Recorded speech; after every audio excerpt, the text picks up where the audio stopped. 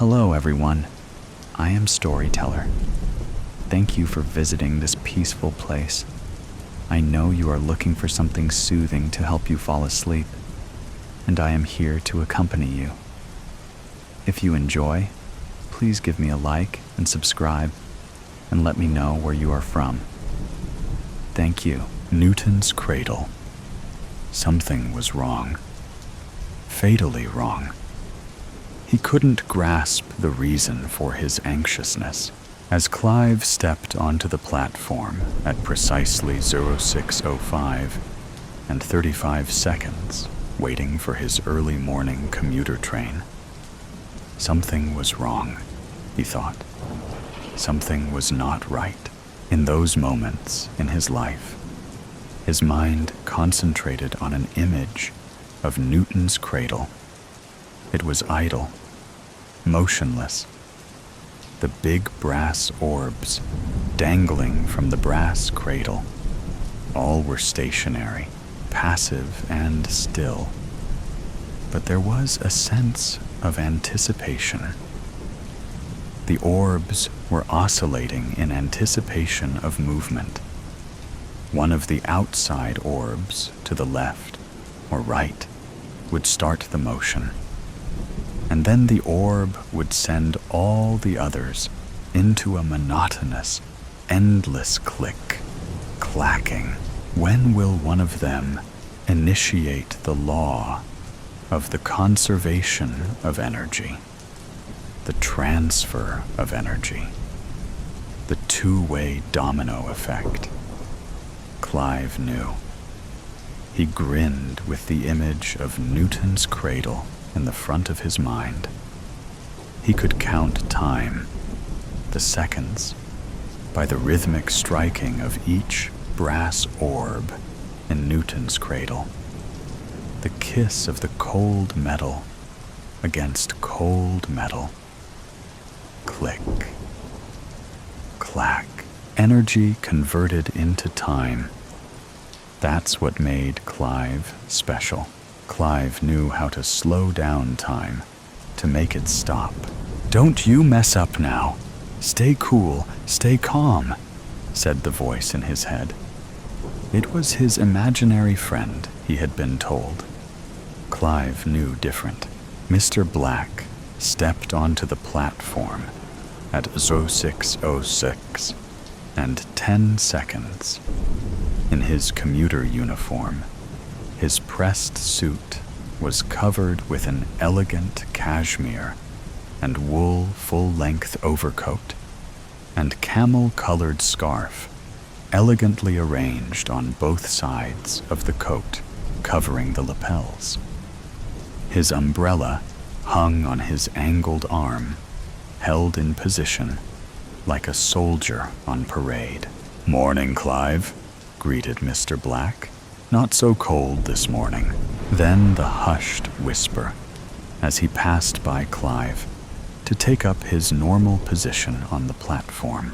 "What time will she come?" "Don't say anything." "Nothing, you idiot," the voice said gruffly in his head. Mr. Gray bundled onto the platform at 06:07 and 5 seconds, as ever fumbling nervously with his numerous pockets, more than likely trying to check on the whereabouts of his wallet, keys, making sure he hadn't forgotten anything. For the day's commute, he opened and checked his slim briefcase to locate his phone and book for the umpteenth time. "Morning, Clive," Mr. Gray said to Clive. "Bit chilly today?" Then the whisper from behind his raised hand, hiding his mouth, his lips. "What time will she come? You say a word, your life won't be worth living." The voice inside his head hissed. Mr. Brown arrived slightly late at 06:08 and 30 seconds. He continued to peer in concern at his watch, but brightened as he recognized Clive. "Morning, Clive," Mr. Brown said to Clive, Fine morning. Then the whisper and furtive look for a fraction of a second before he said, "What time will she come?" The voice in his head made a cough, sounding like a grunt. It was a warning signal, not to reply. Mrs. Mauve and Mrs. Green stepped onto the platform together in deep conversation, talking behind animated hands. As they passed Clive, they both whispered, without turning their heads. "What time will she come?" they said in unison, and then walked to their waiting positions on the platform. "Don't!" warned the voice in Clive's head. Finally, Miss Pink arrived at 6:09 and 20 seconds. She strode confidently onto the platform like a catwalk model.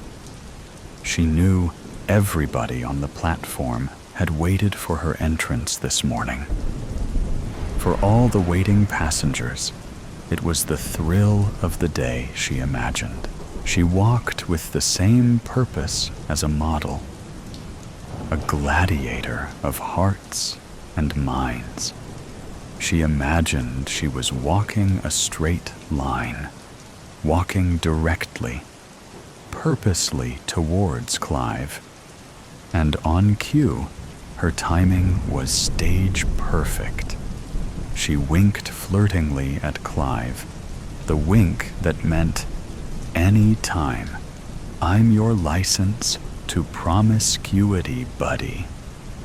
A longing stare to the recipient of her wantonness. An unsaid message. "Take me." "Shut the up! You dare!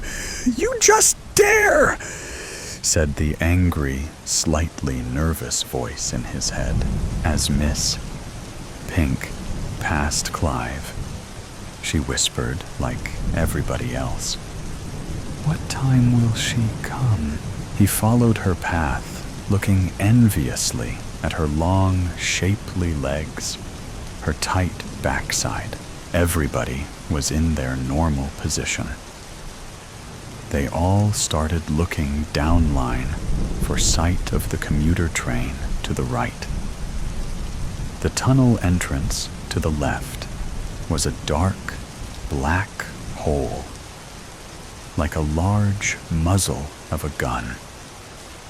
A void, an impenetrable blackness. It was different to the darkness of the early winter morning, where the light pollution and illuminated glare diffused the blackness and played tricks with eyes. Then the stranger arrived. He wore dark glasses and a long black trench coat, styled raincoat.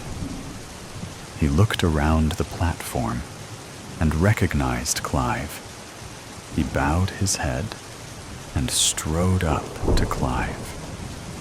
There was intent in his voice when he said, "Mr. Caldwell, I need a few words with you. Do you mind if we talk?" "Don't tell him anything. Understand? Not a word," screamed the voice. "It's an important matter, Mr. Caldwell.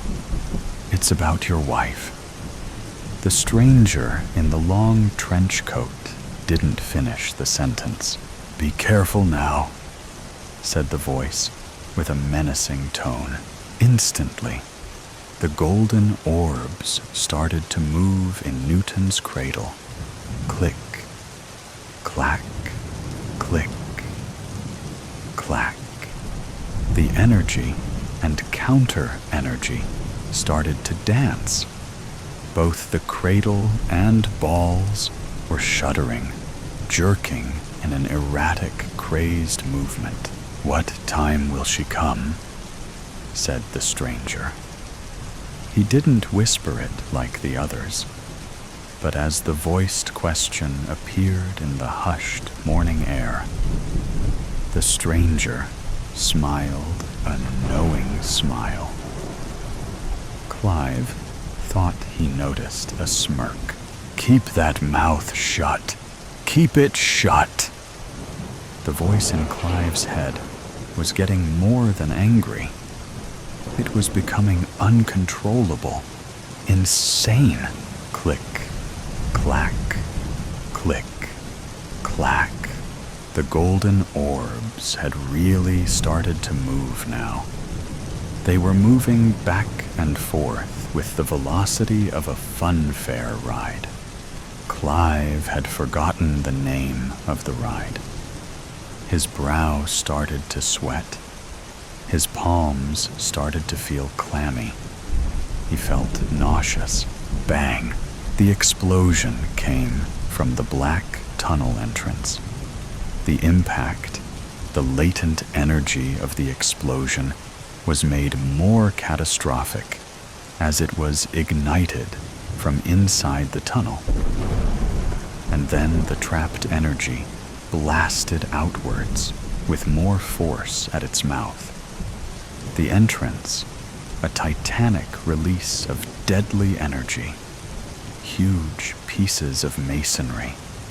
Metal flew like missiles through the dark morning air, hissing with a deadly force. The sonic boom of the explosion deafened the dark morning skies. Clive had a slow-motion image of the chaotic debris decapitating some waiting passengers on the platform, their bodies smashed into pieces by the force of the explosion. Clive slowed the titanic forces in his mind to a still photograph type image. He made it stop. Click, clack, click, clack. The sound of Newton's cradle returned from his peripheral hearing as the sound of the explosive forces stopped at the same instant as the horrific images. "She won't come now," said the voice with evil mirth in Clive's head.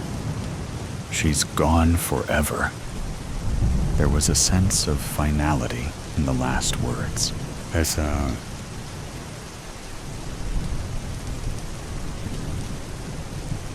"They will be ready for you shortly, Mr. Caldwell," the nurse said chirpily. Clive was handcuffed to the wheelchair. 2 burly attendants on each side of the wheels. The door opened suddenly, and Clive was wheeled into the meeting room. There was a committee of 3 men and 2 ladies waiting inside, all seated behind desks, files, and papers, laptops in front of them, and on the side, seated ready to take minutes. A transcriber of the meeting was a young administration lady, wearing a bright puce lady's suit. Sitting separately in the corner of the room was a strange man with dark glasses. The attendants and the chirpy nurse stood at the side and behind Clive, seated in the wheelchair. "How are you today, Mr. Caldwell?" said one of the women, a member of the committee. Before Clive could answer, the women started the introduction to the meeting. The psychiatric team of Edmundston Mental Hospital. In attendance today, Dr. Schwartz, Dr. Sari, Dr. Braun, Dr. Zellini, and myself, the chairperson, Dr. Malva, presiding over case 10476, Mr. Clive Caldwell. Dr. Malva paused. "Now, Mr. Caldwell, under the Mental Health Act of 2018, we are required to conduct a regular status review of your condition. The committee has your records, and we have duly reviewed all the details, including your recent status of the last 6 months, and we find some improvements in your condition. We have some questions for you today. Do you feel in a frame of mind to answer?" Clive paused for some moments before he answered calmly. "Yes, that's okay." "Okay. Looking at the records, we find that your medication is stabilizing your previous traumas. There are no reported incidents of violent behavior. Do you have visions? Or when was the last time you had any distressing visions, Mr. Caldwell?" "I can't remember. Not for some time," Clive quietly replied. "Good. And what about voices? Do you hear any voices in your head nowadays?" "No, ma'am. And I don't have any headaches either," Clive added. "Very good. We, the committee, believe that you no longer pose a security risk, not whilst you are in this institution, and you are taking your prescribed daily medication. We have also agreed that based on a clean incident-free record under the constant observation of this institution, that in 6 months we can look at a release program. What do you say about that, Mr. Caldwell?" "Great. Getting me time back again. Thank you, ma'am," Clive said with some hesitation. He looked to the corner of the room at the seated stranger. The seated stranger took off his dark glasses and peered directly at Clive. He had no eyes. Instead, where there should be eyes and eye sockets, there were 2 black holes. They looked like tunnel entrances, with the scars and scorch marks of fire caused by tremendous explosive blast were evident on and around the circumference of the black holes. The stranger's expression didn't change. His face was peering directly at Clive, and then he smirked and mouthed silently, "What time will she come? Who is that?" Clive thought. "The past and the future, you arsehole. Don't look at him, you idiot," said the voice in Clive's head. "Okay, nurse, take Mr. Caldwell away, and we will see the next patient." The attendants reversed the wheelchair out of the meeting room. Clive's first thought, 5 minutes and 12 seconds. Meetings are getting shorter. Clive was grinning, a crooked smile which never disappeared off his face. But no one noticed his eyes, peering at nothing. There seemed to be something going on behind the masked appearance on his face, his pasted-on smile, his eyes. It was a charade for the continued monitoring and inspection of all at Edmonston. He wore the mask like a reveler at Mardi Gras, his unique disguise. "Fake it to make it," the voice in Clive's head. "Told you we'd be out of here. Just keep smiling, Sonny. Just be patient with these arseholes for a little while longer. Who's always looked after you, Sonny Jim. Always. Right from the beginning of time." Click. Clack. The sound of the orbs in Newton's cradle continued counting time. Clive's time. Witchetty Grub servings. 7. Preparation. Time varies based on resistance of ingredients. Ingredients. 1. Eye of newt. 1 toe of frog. 150 grams wool of bat. 1 tongue of dog. 10 scales of dragon. a pinch of dead man's blood, a drop of a virgin's tear, one swollen, pus-filled, witchetty grub for flavor. Preparation. A. Acquire pre-selected ingredients from their natural habitats. Successful extraction requires careful attention to prevent accidental damage. 1. Newt. Net the newt in a crumbling inner-city neighborhood. Still in his teens, the newt is most often found in the company of the local drug-dealing street gang he aspires to be part of. His watchful eyes make him a valuable resource. His fresh-faced appearance keeps him discreet. Optimal time to secure is while he keeps watch for the law and rival gang members outside a dilapidated apartment complex, casting furtive glances into alleys, his attention focused on the addicts and intimidating shadows that wander and lurk there. 2. Frog. Fetch the frog. At the edge of an abandoned industrial rooftop on the outskirts of the city.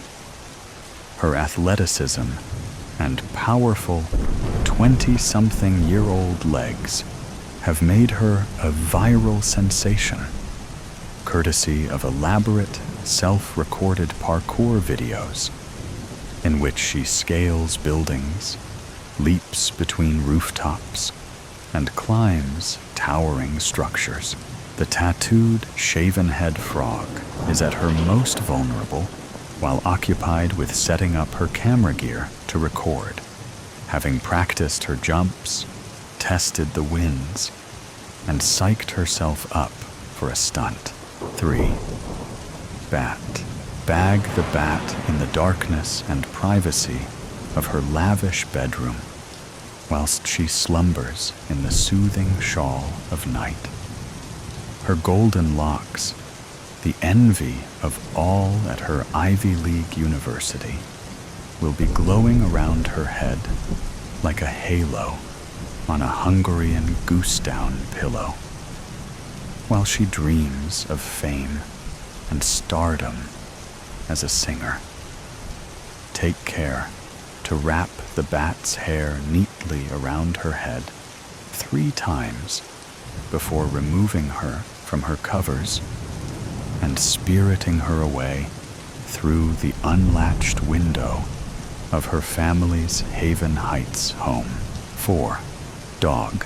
Drag the dog from the smoking hut at the rear of a downtown comedy hall, where he smokes alone after a rough set. An up-and-coming stand-up comedian, his wit and sharp tongue are capable of cutting down hecklers with cruel precision. With thick skin but flimsy material, the dog can be secured when the night sighs with disappointment. His smartest punchlines of the evening, the edgy, heckler-baiting insults fresh on his lips. Unalert, his mind preoccupied with feelings of inadequacy, he will prove easy to batter and snare. 5. Dragon. Extract the dragon from the dressing room of a seedy adult film studio, where she sits before a mirror, her reflection betraying the exhaustion in her eyes. Once a promising young woman, the dragon is trapped in the heartless world she was forced into by debt and destitution, performing for cameras and men. As she waits to be recalled to set, white powder residue under her nose, flawless skin glistening under harsh lights. She can be subdued with a chloroform-soaked rag. 6. Dead man and virgin. The dead man and the virgin can be obtained together from the dead man's car as it idles at the edge of a cliff overlooking the bay. The dead man will be fresh from a strenuous workout, basking in the admiration of the virgin, a pleasant distraction. The infatuated virgin, surprised to have secured a popular male's attention, is keen to impress for validation. His cockiness and her insecurity are the perfect combination of toxicity, making them vital ingredients for the pot. As the virgin is coerced to take things to the next stage, anesthetic gas introduced to the vehicle through its exhaust pipe will render them ripe for the picking. 7. Witchetty grub. Remove from the stockpile in the larder, as previously instructed to prepare. B. Once acquired, transport ingredients to cellar and confine. Take care to label correctly. Wrong identification will result in incorrect ingredients introduced to the pot, spoiling the potency of the broth. C. Inflict sufficient emotional trauma over the course of 24 hours to ensure ingredients are primed. Fear and confusion should be present before proceeding. Screams, pleas for mercy, and despair are key to achieving optimal tenderness. Cooking instructions. Step 1. Eye of newt. Prep. Approach the newt chained in a corner, his fearful blue irised eyes wide. His youthful terror and questioning of the rebellious attitude that led to him falling in with the wrong crowd when he could have stayed home with parents who offered love and tried to teach him right from wrong, will serve as a solid base flavor. Marinate. Let him feel the knife's serrated touch against his cheek, heightening his fear and emptying his bladder. Remain silent as you peer into his soul and exhale fetid breath onto his face. Smirk as you move the tip of the blade to the swollen, tear-infused bag beneath his left eye and start to shimmy it in. Allow the newt to scream as you pierce the eyeball, making your black, crooked teeth the last thing it sees. Harvest. Extract the eye swiftly, ensuring it stays moist. Sever the optic nerve with teeth and drop the excavated eyeball into the cauldron of bubbling broth, allowing its partner to watch from the head it remains housed in. Step 2. Toe of frog. Prep. Open the door to the cage of the naked frog, whose legs twitch as they struggle against their restraints. Her death-defying leaps and infinite recklessness have been reduced to paralysis and nervous kicks.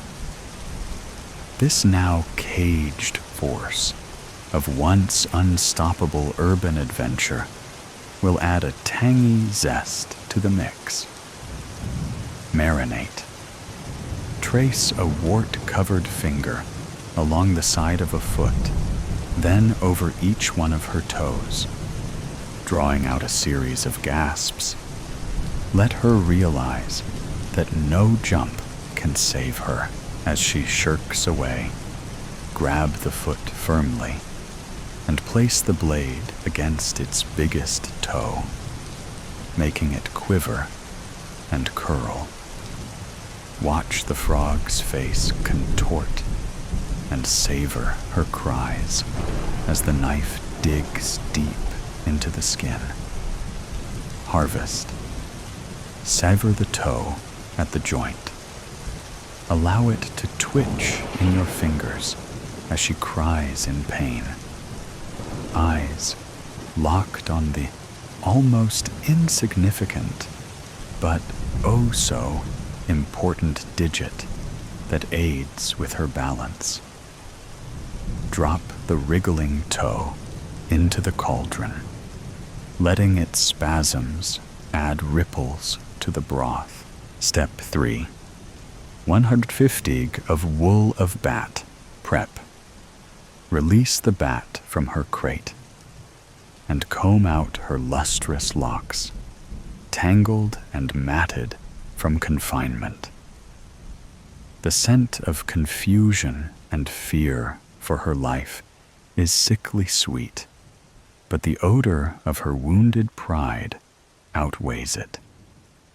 Even in captivity, the bat's thoughts fixate on her unwashed hair, the long, golden strands that are the source of her appetizing appearance. Marinate. Run fingers through hair, untangling strands with care and soothing the bat with gentle shushes. Admire its luster. Appreciate its silky, smooth feel. Let your withered flesh tingle under its softness. Watch her grimace through tears, trying to coax out some mercy. Then grip a handful of hair and yank back her head. Lift the shears and slide their rusted edges either side of the strands, savoring the scream that slips forth with the snip. Harvest. Shear off 10 handfuls of finest silken hair and place on weighing scales until 150 grams of the bat's identity are harvested. Let her sob uncontrollably as she watches her beauty diminish, mourning the loss of her hair like the frog mourns her toe. Toss the locks into the cauldron and stir, imbuing the soup with a peppery nuance. Step 4. Tongue of dog prep. Leave the dog tied to his chair, blindfold in place, but remove the gag from his mouth. His trademark smirk will be absent, replaced with the babbling pleas that come from an understanding that no witty repartee can save him. Allow him to lick his dry lips one last time, moistening them with the mock-yielding lubrication that gives them their tartness. Marinate. Let the dog wield his words like weapons, shouting, cursing, trying to bargain with a devil. Stand quietly as he struggles against his restraints, powerless in the face of unyielding malice. When his adrenaline-fueled vitriol falters, take his chin in a vice-like grip and tug his tongue from his mouth. Slide the shears over the muscle and ease them together. Harvest. Slice through the tongue, severing it cleanly at the base. Watch crimson blood spurt forth, filling the dog's mouth and coating his chin. The ragged stump will quiver as he chokes, his sharp tongue reduced to a useless lump. Toss the fleshy piece into the broth, seasoning it with the sourness of insults. Step 5. 10 scales of dragon. Prep. Remove the hood from the head of the dragon, where she lies strapped to a metal gurney. Dark circles under her eyes mar her otherwise flawless skin and the exotic looks that brought her success.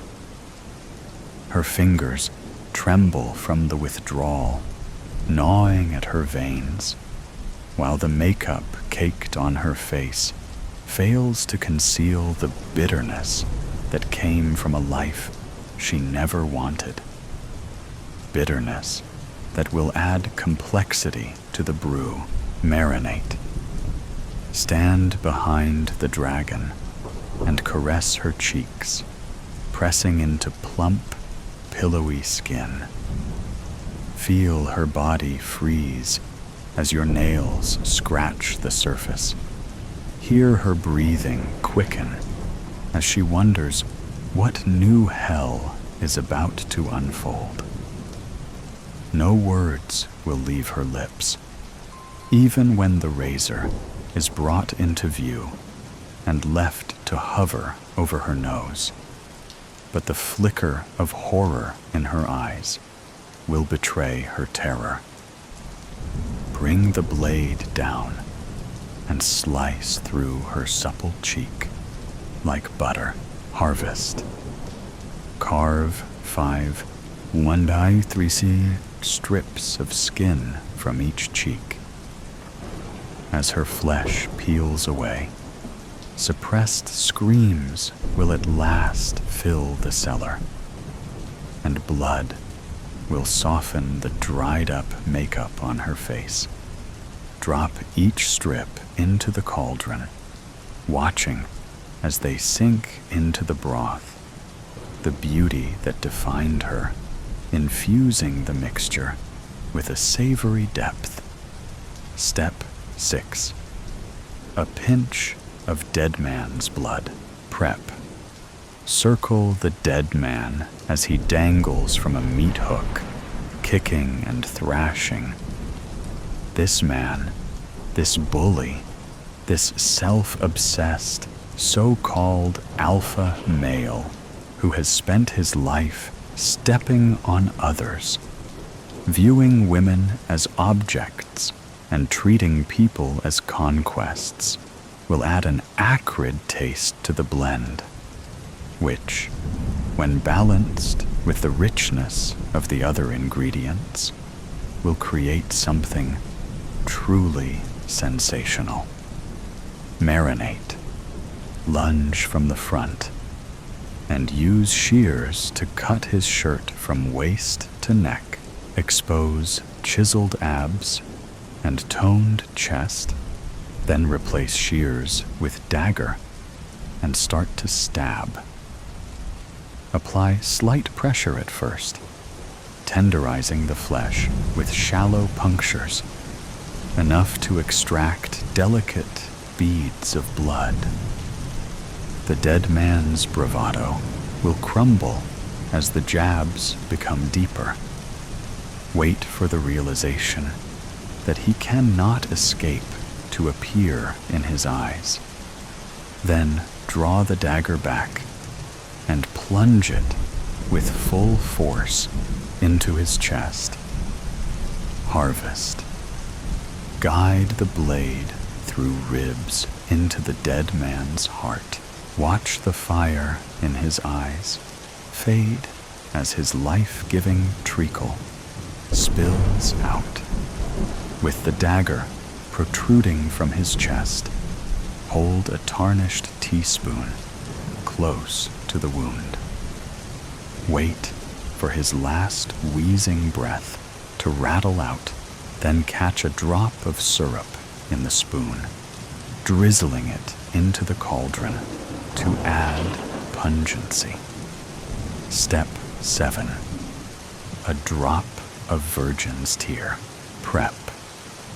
Release the virgin from the cupboard under the stairs. Take her by the arm and drag her from the dark into the cellar. As her eyes adjust to the light, let her witness the gruesome sight of her dead boyfriend hanging from a hook, blood beneath him. Marvel at the way in which she mourns him and howls in torment, her naivety and emotional dependency preventing her from seeing he is no loss, her saved innocence promising a nectarous punch. Marinate, stand back, and let the scene unfold. Listen to the virgin's cries grow louder. Watch her collapse onto the cold, hard floor and crawl away. Witness her growing terror as her eyes go from eyeless newt to toeless frog, from hairless bat to tongueless dog, from red-faced dragon to dangling dead man, again then to you. Approach slowly, sponge in hand, and digia at her tear-soaked cheeks. Harvest. Allow the sponge to be saturated with untainted tears, rich in sorrow. Then leave the virgin to curl up in a ball, covering her ears, squeezing her eyes shut, crying as she tries to deny reality. Carefully squeeze the sponge out over the cauldron, letting her essence and purity drip into the broth, enriching it with subtle, candied sweetness. Step 8. Witchetty Grub. Drop the Witchetty Grub into the pot as a final garnish. Stir 6 times. Cover, then leave to ferment. Serving. Decant the concoction into a jar. Screw on a rubber teat, sealing in its rich, aromatic flavor. Suck a single drop into your mouth. Feel your body shudder as the magic flows through it, transforming your hair and your skin, restoring your youth. Indulge a fit of cackling, your voice echoing through the chamber. Then offer a word of gratitude as you depart. Optional flourish. Before leaving, kiss a spell-cast crystal and roll it to the center of the floor. In time, when the ingredients feel brave enough to assist one another, they will turn their traumatized gaze upon it, each seeing in it the future they have been spared. The newt, murdered by his gang after failing as a lookout during a hit. The frog, falling to her death as a result of an overly ambitious jump. The bat, caught in a house fire, her hair igniting to prevent her escape. The dog, stabbed by a heckler after an insult goes too far. The dragon, overdosing to escape the life her looks keep her trapped in. The virgin, dying at the hands of the abusive dead man. Extract from Witchetty Grub, Edition 7. Recipes for Preservation. broths using humane ingredients and ethical processing methods. My home. Now Mitchell. Conroy's Oxfords. Clacked and heart thumped as he hurried through the settling dusk from something. Since breakfast, the eerie sensation of being watched had intensified with the crawling of his skin. He hadn't seen anyone or heard anything, but he felt it wherever he went. Something was coming, and the darkness was making it bolder. He picked up the pace as he turned into the tree-lined avenue that led to the wrought iron gates of his community. Sticky puddles of sweat beneath his suit urged him on until he reached the keypad, disengaged the lock, and pushed through the gate, letting it slam shut behind him. Not safe. Not yet. That inexplicable belief that he was about to be pounced on carried him across the courtyard, up marble steps, along a plant-filled balcony to his apartment. Lights on, door locked. Silence, apart from his panting and the banging of the courtyard gate. Or did he imagine that? Rubbing a hand over his mouth, he tried to calm his heart. It didn't work. The unexpected paranoia that had invaded his world when he left the complex that morning remained. But why? He didn't have enemies. He was a real estate agent, single, tax-paying, boring. There was no reason anybody should want to stalk him. Yet even now, in the security of his home, his skin continued to prickle and burn. "What the hell?" he said, slapping his face as he hurried into the hall. I was starting to feel good about things. Why have I suddenly got anxiety? He stopped between the doors that led to his bedroom and bathroom, alongside the mirror on the wall. The oval mirror, with the antique frame intricately carved with twisted vines and writhing dragons. The mirror with the murky, clouded glass. The mirror that had eased his pain and guilt. He needed a fix. He pressed his hands to the wall either side of the antique and lifted his head, then started in surprise at what he found. What? A bump from somewhere in the apartment distracted him, and he spun to face back the way he'd come. The door was open, but he'd locked it, hadn't he? He straightened, stepped away from the wall. "Is someone there?" he called. Silence for a moment. Then, "Yes." A familiar voice caressed him from behind, and a suited arm snaked around his neck. "Thank you for showing me your life.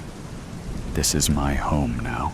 The last thing Mitchell saw before his neck snapped was his reflection in the mirror where it belonged. Its eyes were charcoal. 5. Hi, I'm Julia. The speaker, an upbeat woman with long, graying hair, scurried towards him through a cluttered aisle of antiques, a large mirror cradled in her arms. "Looking for anything particular?" "Sorry," the man in the suit with the neatly trimmed goatee replied, stepping back from a grandfather clock. "Just browsing." "Beautiful, isn't he?" The woman nodded at the face of the soldier and his diligent marching hands. "They don't make them like this anymore." "They don't," the man replied, summoning a melancholy smile. My parents had one like it. It was lost in a fire and, well, whenever I pass an antique store now, I just have to look. But this isn't the one. Turning from the clock, ready to leave, he met the woman's gaze and was staggered. Obsidian gray eyes regarded him from a sallow complexion with an intensity that made him feel weak. A fire, she cocked her head. How tragic. If only we could also replace parents. What? Could I interest you in a mirror? She went on, unperturbed. I wrangled this job by impressing the owner with my knowledge, but I still need to make a sale. This mirror needs a new home, and I know you'll make a good owner. It's Japanese, pre-Edo. Isn't it beautiful? As she spoke, she held up the mirror, so he couldn't help but peer into its depths. Why did you say that? He asked, as his gaze was sucked into the murky glass. About parents? Call it intuition, the woman replied. I know when people are hurting, when they shoulder blame. Your parents' house wasn't safe. The wiring needed maintenance. You could have done it. Hey, he said, moving to push the mirror aside, but stopping short. His reflection had juddered, or so he thought, and now it looked liquid and soft. Hating yourself is normal, but you don't have to suffer. The glass in this mirror has special properties. Looking into it for a short time each day can heal the soul. What do you think? Looking into it now, do you feel better? I feel woozy. How did you know? He cut himself off when something in the mirror caught his eye. A door ajar at the bottom of the aisle, a pile of crumpled clothes on the floor, a puddle of what looked like spilled paint. I'll do you a deal, the woman called Julia said, stepping closer and removing the image. Whatever you can afford. Your parents would want you to have it. It will help with the guilt. Just look. That's all you have to do. Look and let it breathe for you. What do you say? Mitchell Conroy found himself removing his wallet as he stared into familiar eyes that somehow put him at ease. Well, it is nice. I like the frame, the engravings. I guess I can help. We have a deal. For what the hell happened in there, Detective? Officer Rice, mopping sweat from his forehead, rested his bulk against the open-doored sedan and basked in the glow of its spinning light. Get anything out of the boy? Not much, Detective McCoy replied from the driver's seat, tugging at the hairs in his mustache. He's deeply traumatized, sending him in to be assessed. As he spoke, he watched a patrol car pull away, his eyes on the passenger in the back, the 12-year-old he'd put there a minute before. You reckon he did it? Rice continued. That level of brutality towards his own mother seems impossible.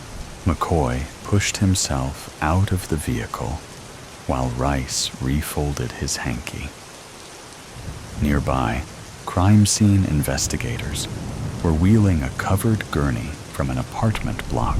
No signs of a break-in and no evidence of anyone else in the apartment. kid discovered covered in blood and cowering in the bathroom by the neighbors who found the door open. But why was it open? Rice shrugged. Boy tried to run, but changed his mind, or he went out and came back. What did the neighbors say? Rice tugged a flip pad from the pocket of his sweat-stained shirt. Julia Harrison moved here 6 months ago with her son after her husband left her for another woman. Seems the boy blamed her for the breakup, for not being able to see his dad. She worked long hours. He skipped school. Arguments and raised voices were a regular occurrence, but things seemed to be looking up for her. Neighbors thought she might be seeing someone. Could have been a trigger for the kid. But then we're back to how could he do it? McCoy stared into the gray mid-morning sky, brow creased, as he recalled what the boy had babbled over and over. Any sign of a broken mirror? The pudgy officer frowned. No. He was going on about that when we took him out. Something about his mother breaking a mirror. There's a screw where one could have hung, but what did he say? McCoy pinched his forehead at the onset of a migraine. Crazy stuff.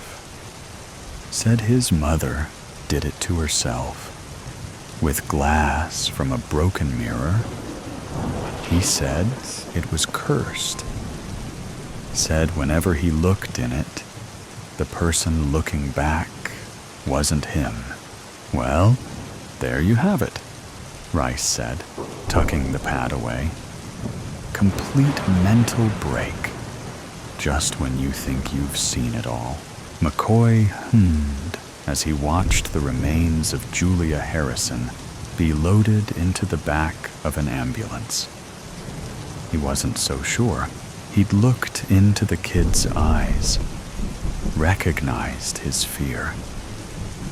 He was telling his truth. Regardless of what had happened in that apartment, there had been a mirror where one was not now, and this case would not be solved till it was found. 3. Hayden, I got a call from the school.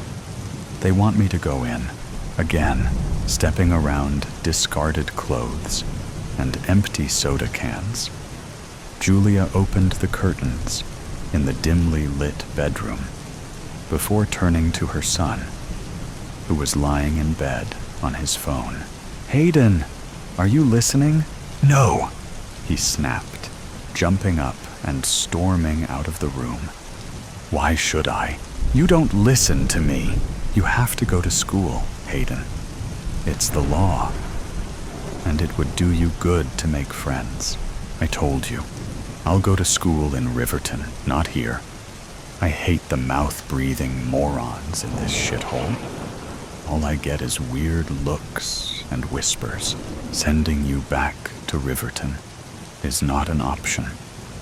I know you think I'm doing it to punish your father, but that's not it. Your dad is... I don't like saying it, but he can't look after you. He's like a child himself. Don't. The greasy-haired preteen interrupted, stopping dead in the hall. Talk about him like that. I don't mean anything bad, Julia said, coming to stand behind him, wispy strands of gray hair brushing her cheeks. I don't hate him anymore. If I thought he'd be good for you, I'd let you go, but that's not the case. One day you'll understand. God, Hayden, things got so much easier for me when I surrendered my anger. They can for you too. Have you tried looking in the mirror? Jesus Christ. Hayden cast the antique on the wall, a look of disgust. See? You don't listen. I told you, I'm not going near that thing. There's something wrong with it. No, there's not. It's just old. But it does have soothing properties. I know it sounds crazy, but look what it's done for me. I haven't felt this relaxed in years. You have to give it a chance. If it's so good, why did Peterson give it away? Hayden challenged, stomping past the mirror towards the bathroom. Then go and strangle his wife? Why would you still want it after that? We don't know he did that. He was found dead, too. Somebody else could have. That's irrelevant. The mirror was a gift. Just look.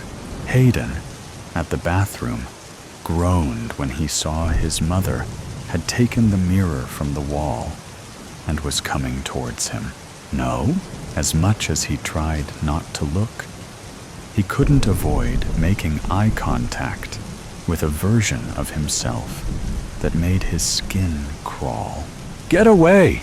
He jabbed his arms out and shoved, causing Julia to stagger into the wall. She yelped, lost her grip, let it drop. Hayden, halfway through the bathroom door, stopped when he heard the smash. No! Julia cried, dropping to her knees in a puddle of glass. What have you? Tears in her eyes. She looked at her son and saw he was staring at the floor, the frame, the shattered glass. His eyes were wide, his mouth agape. His face had lost all color. Mum, he stuttered, and that's when she put her hand on a fragment of glass and felt it stab her. 200 in her account, 600 rent due, no pay for a week. She slammed the laptop screen down and dropped her head into her hands. Electricity, gas, groceries, TV, internet, phone. So much to pay, so little money, and stuck in this low-paying job, trying to sell antiques to time-wasting browsers. But she didn't have a choice here in worth. All she had was anxiety, a difficult son, and a soon-to-be philandering ex-husband who didn't give a fuck. A lump the size of a rock clogged her throat as tears welled up. What was the answer? Where was the hope?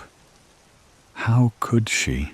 Julia, she yelped, and spun towards a man in the door of the office, fear squeezing her heart until she recognized him as Douglas Peterson, one of the few regular browsers who bought. A gentleman, always immaculately dressed, white hair, bushy beard, sad eyes that today looked dark. Mr. Peterson, she gasped. You scared me. My apologies. I didn't mean to. It's fine, Julia said, wiping her eyes as she slipped past him into the shop. I was in a world of my own. Haven't seen you in a while. How's the book? She grimaced as the question left her lips. She knew from past conversations he was struggling with a manuscript. His first in years, having once been a mildly successful author. I gave it up, he said with a wave of a hand. The masses don't read my existing stories. They certainly don't deserve more. I'm sorry to hear that. She was, but not surprised. From what she had gathered, he was forcing it, and the process was destructive not creative. Don't be. Trying to be successful in this day and age is a surefire ticket to despair. You know about that, don't you? I'm not sure, Julia scoffed. She liked the old guy, but wasn't about to confide in him. Anyway, there's not much new I can show you, I'm afraid. We did get an armoire that... I'm not here for that, Peterson cut her off.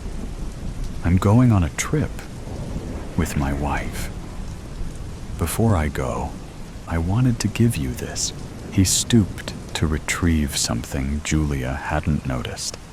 An oval mirror that rested against the counter.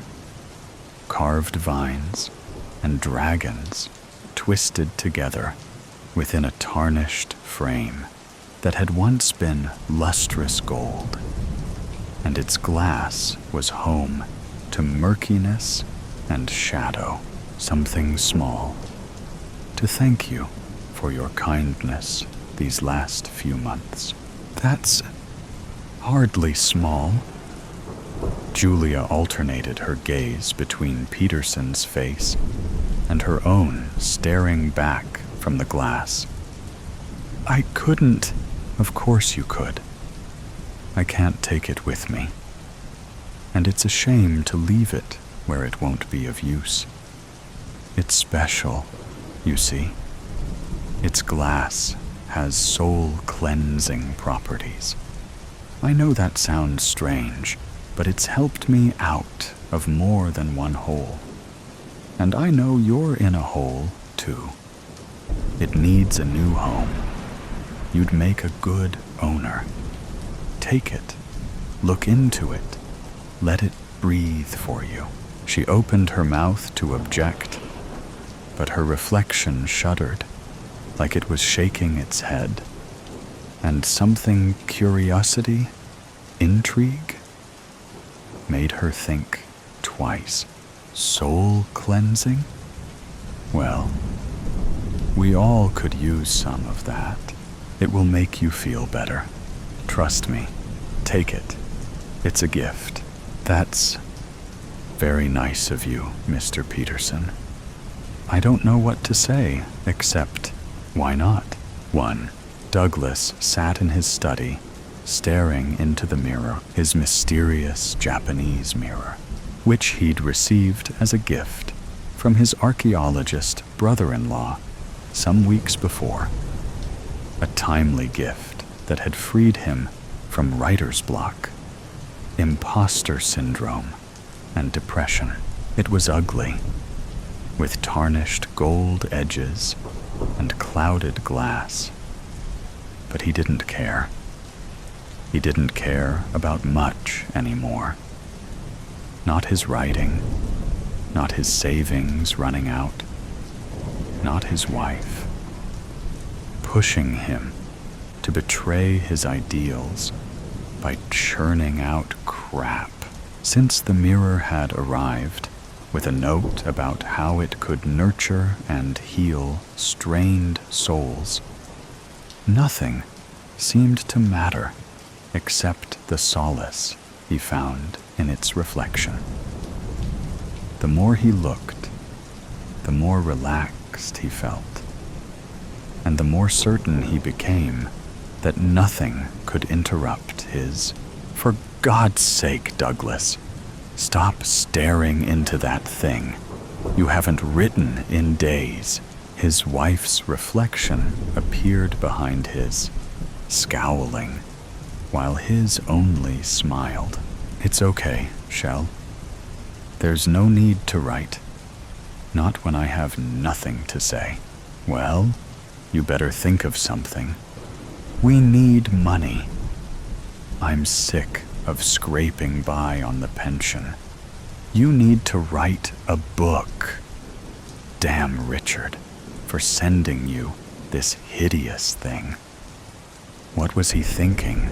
And I can't get in touch with him. It's like he disappeared off the face of the earth. It was a lovely thought, and it's helped me feel better. What are you doing? You're wasting time, she said, taking the mirror off the wall. I'm moving it so you can focus. No, Shelley. You can leave it. It takes away my anxiety and... Stop it. You sound like a child. Get typing. You can do 5,000 words today if... What's that? Douglas, behind, saw what she did. Something inside the glass shifting. Dark shapes swirled. His reflection behind hers warped. Its eyes darkened.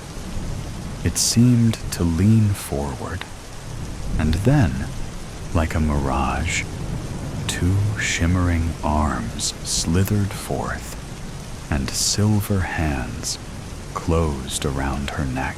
She screamed and dropped the mirror, and Douglas staggered back as it fell, allowing a blurred form to slip out, an unstable form that was dressed like him, a half-melted form that wore his face.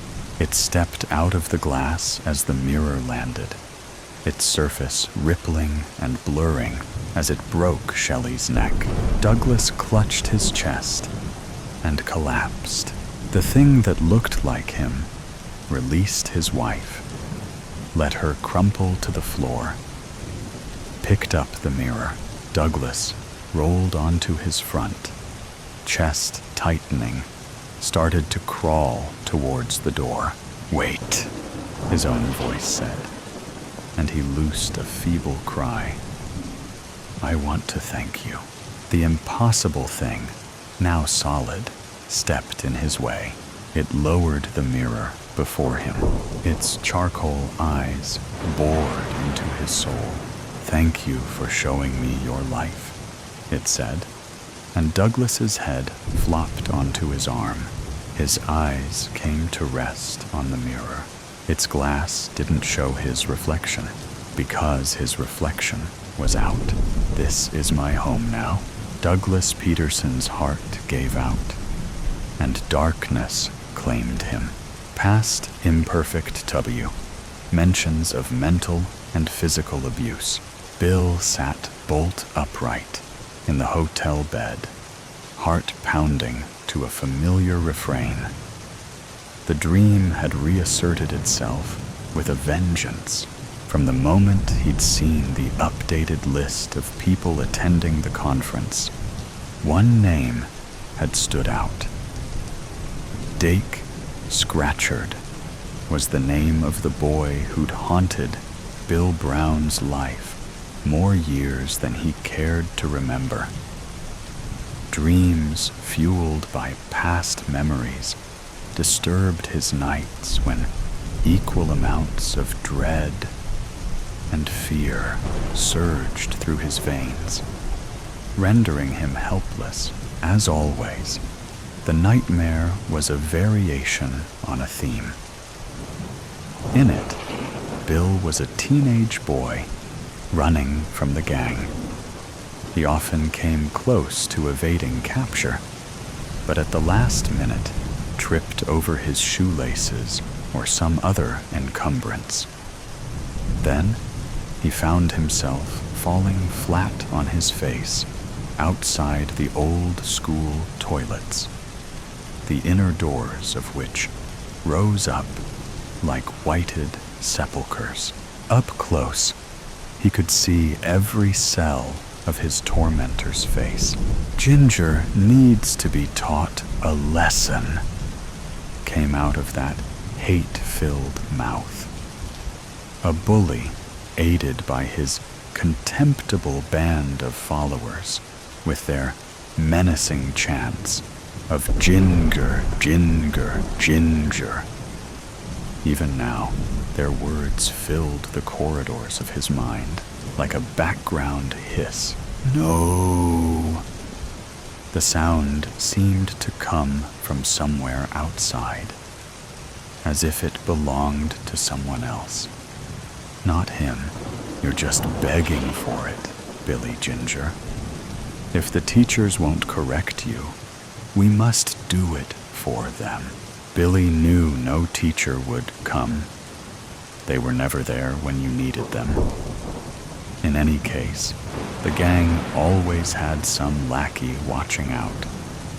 Soon they'd have him crawling on his hands and knees, scooting about like an insect, while they kicked him on the hard stone floor. Their mocking jeers running through him. He was nothing more than a piece of meat to be hauled about. For them, the high point was shoving his face into the toilet bowl.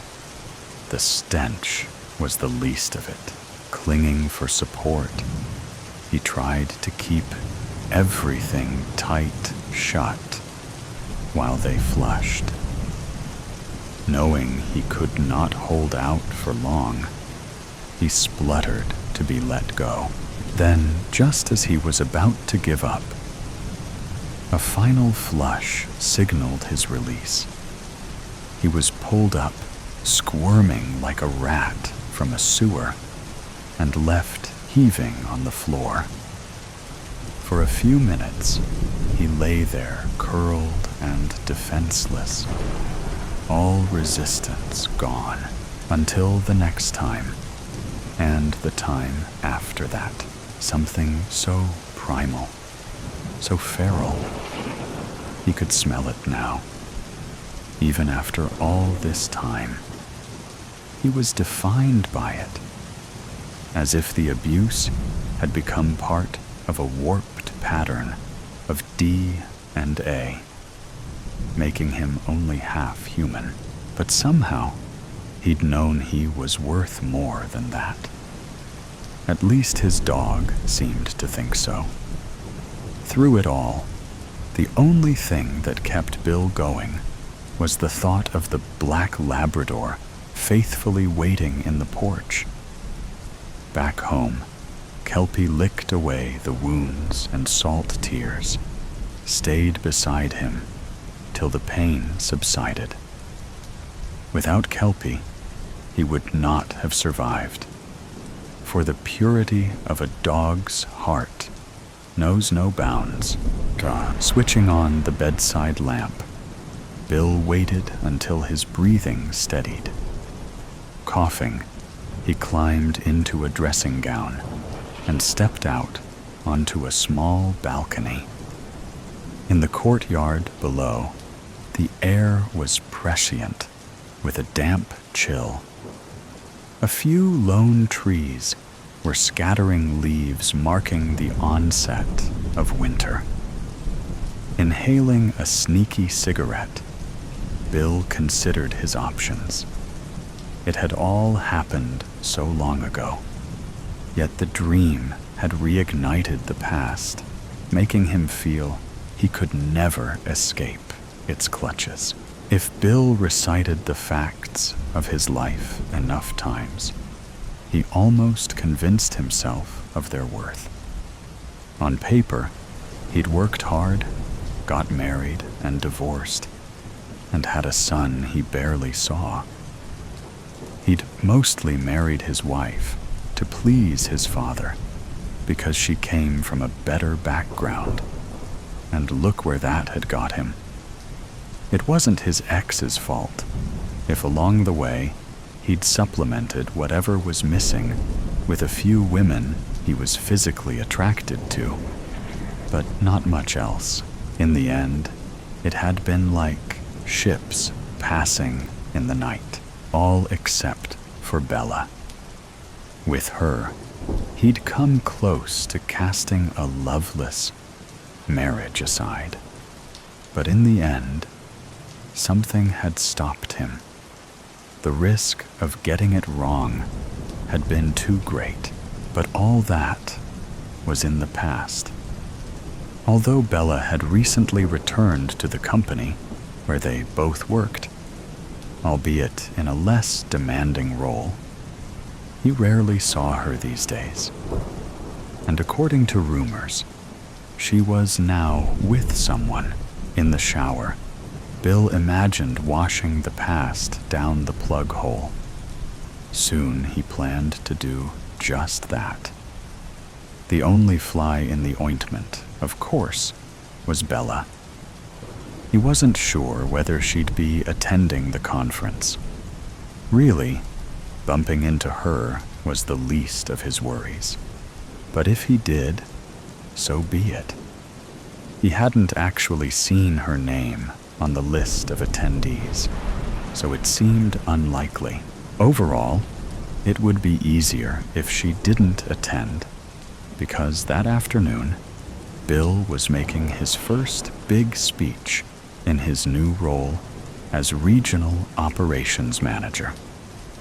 As if there wasn't enough going on without having to deal with affairs of the heart.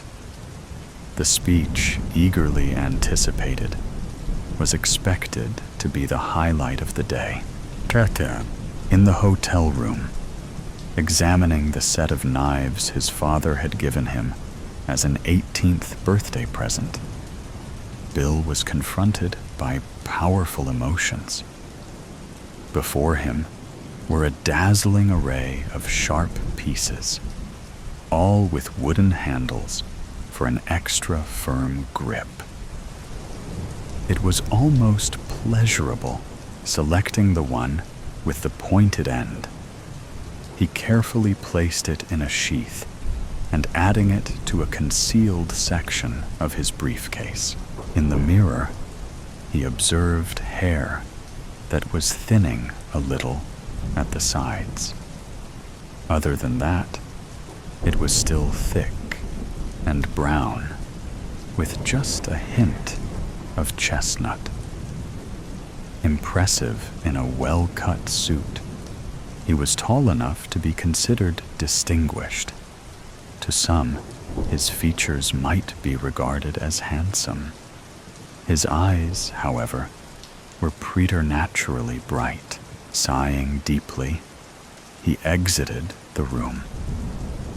Clutching his laptop and briefcase, he made his way along the plushly carpeted corridor, entered the lift, and headed the 3 floors down to the conference room area. Psyching himself up for whatever lay ahead, he focused on his achievements. Only by drawing on every retail milestone was he able to make sense of the wasteland that was his emotional life. His mind's eye framed the certificates that took pride of place on his home office wall, charting his journey from sales assistant to the coveted role of Regional Operations Manager for one of the country's most successful chain stores. Stores that sold fashionable clothes and accessories for prices most people could afford. Bill's journey into a better life had only really begun when his parents had moved from a London suburb to a city in the Midlands. Then aged 15, he'd welcomed the move with open arms, for it had given him a chance to start afresh in a place where no one knew him, especially at school. He had loved walking unrecognized through the city's streets and visiting its ancient cathedral. One Saturday morning, plucking up courage, he'd walked into one of the city's department stores and landed himself a Saturday job in the menswear department. When he returned home, his mum made him a cup of tea, and Kelpie wagged a warm greeting. You could do a lot worse. They've got people queuing up to get a place in that store, his mum had commented. Then, examining him more closely, she observed, "You've darkened your hair. Isn't that what Elvis Presley did?" "I expect so," I never liked my natural color, and I want to fit in at this school. That was the closest he'd come to admitting the bullying at his old school. He never told anyone about the suicidal thoughts. Chazo, he couldn't miss her. Bella was a figure of light breaking the conference room formality and wearing the most distinctive outfit.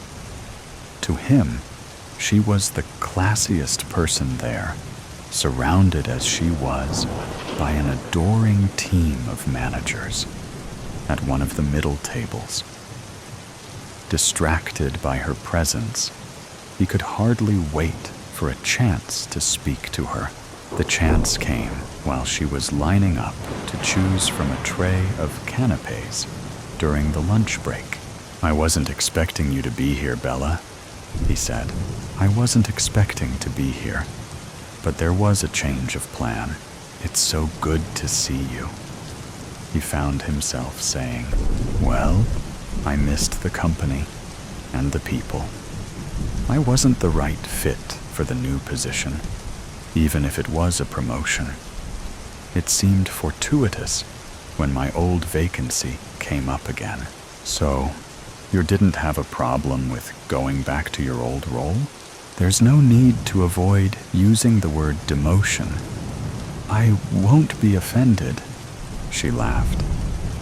I came to realize I didn't need all the hassle that goes with a high-powered job. I realized I'd made a mistake, and the opportunity came to rectify it. I want a simple life, especially now I'm single. Don't worry, it's all worked out for the best. He wasn't right for me either. Bill could hardly believe what he was hearing. It's really good to see you, he said again. I'm glad you think that, she said, smiling brightly. Catching up with Bella had been great. So much so, watching her sleeping the next morning, Bill had almost forgotten about the other thing. He decided he'd know what to do when the time came. If it came, Bill was pouring coffee when Bella opened her eyes. They were warm, like kelpies had once been. That smells good, she said. I remembered you like it's strong. The world outside remained foggy and damp. But for the moment, none of that mattered. Fully dressed, Bill joined Bella on the bed. What's the matter? You look like you've got the world on your shoulders, she said kindly. Nothing. Just the conference. A lot to think about. But that was only partly true. If only he could tell her what was really on his mind.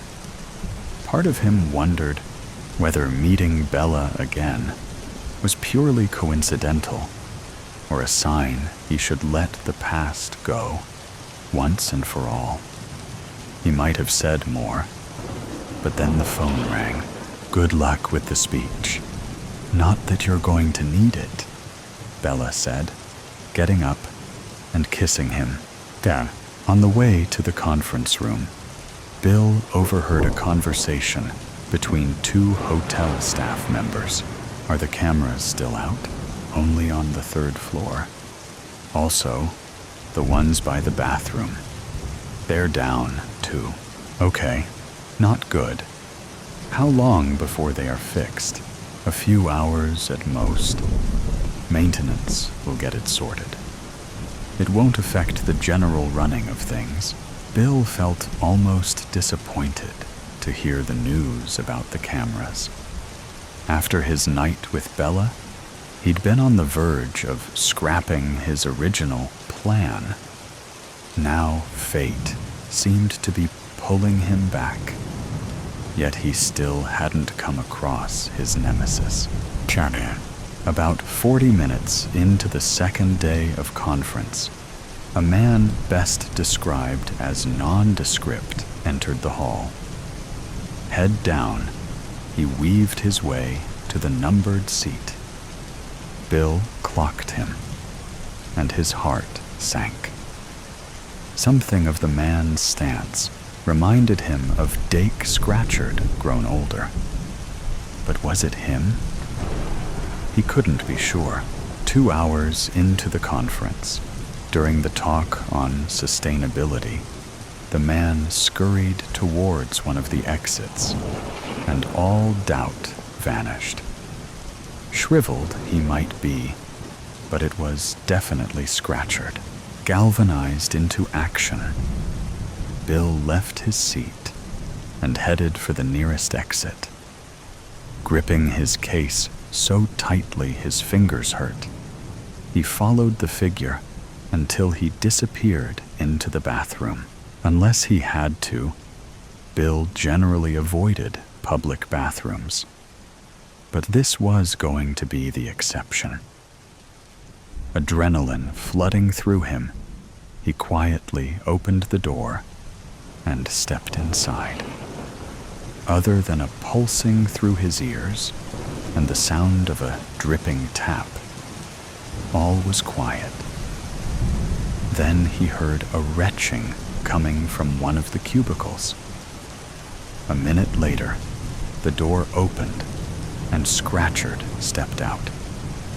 Engrossed in his own suffering, he ran to the nearest sink and stood there heaving, watching unobserved.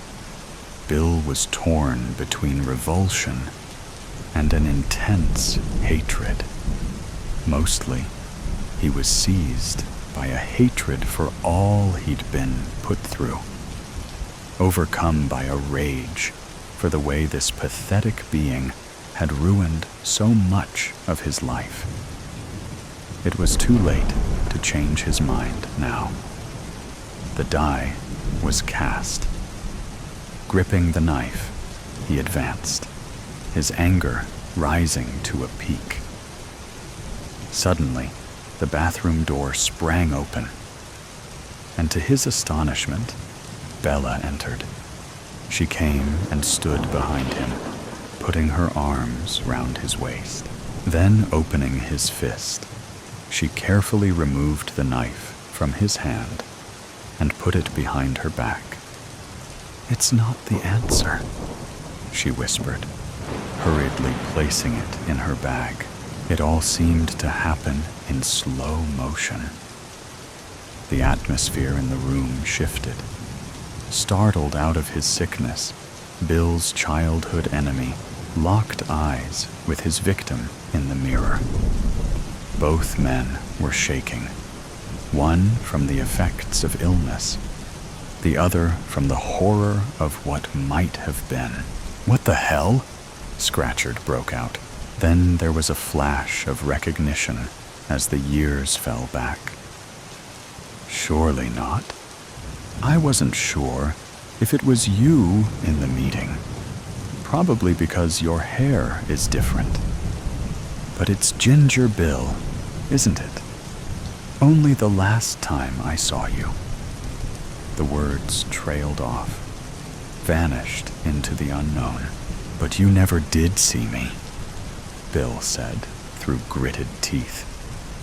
"All you saw was a weak boy you could bully because of his hair color. As I recall, the last time I saw you and your sick gang, you'd forced my head down the bog. Have you any idea what that does to someone?" "Did I do that?" Dake's face reddened.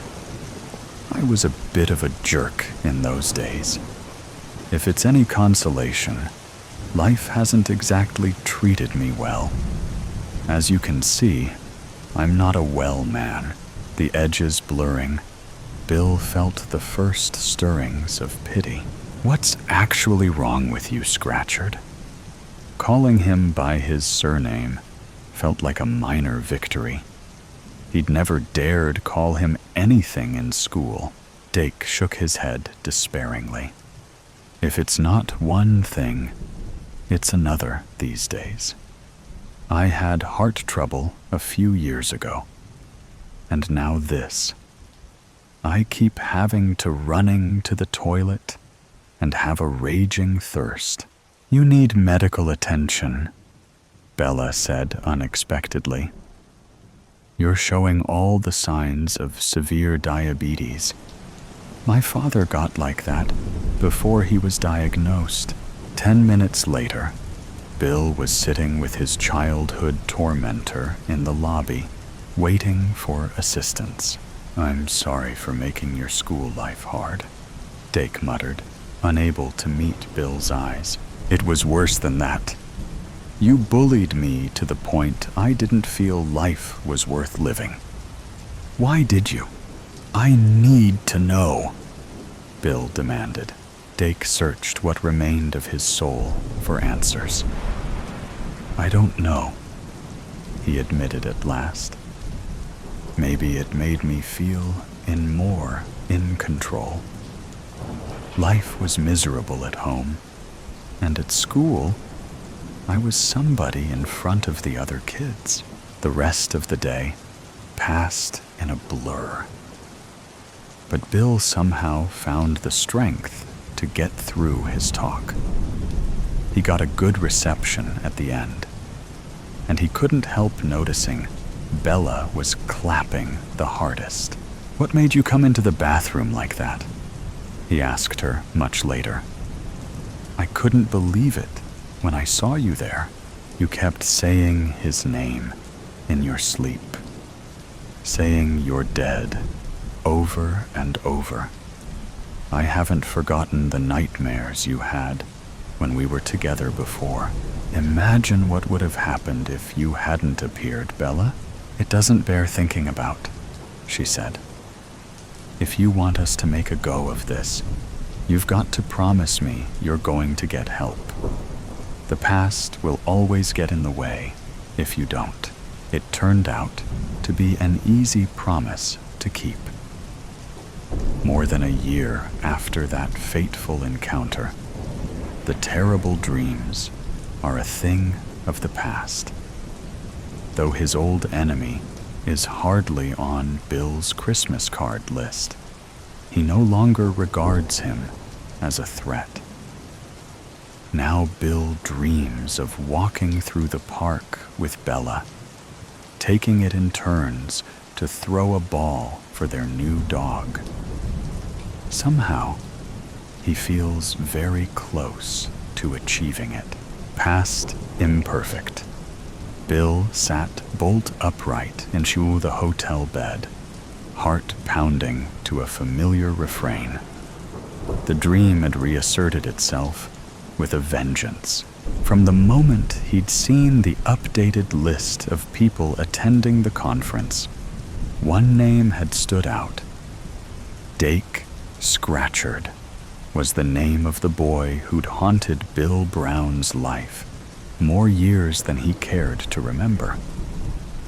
Dreams, fueled by past memories, disturbed his nights when equal amounts of dread and fear surged through his veins, rendering him helpless. As always, the nightmare was a variation on a theme. In it, Bill was a teenage boy running from the gang. He often came close to evading capture, but at the last minute tripped over his shoelaces or some other encumbrance. Then, he found himself falling flat on his face outside the old school toilets, the inner doors of which rose up like whited sepulchres. Up close, he could see every cell of his tormentor's face. Ginger needs to be taught a lesson, came out of that hate-filled mouth.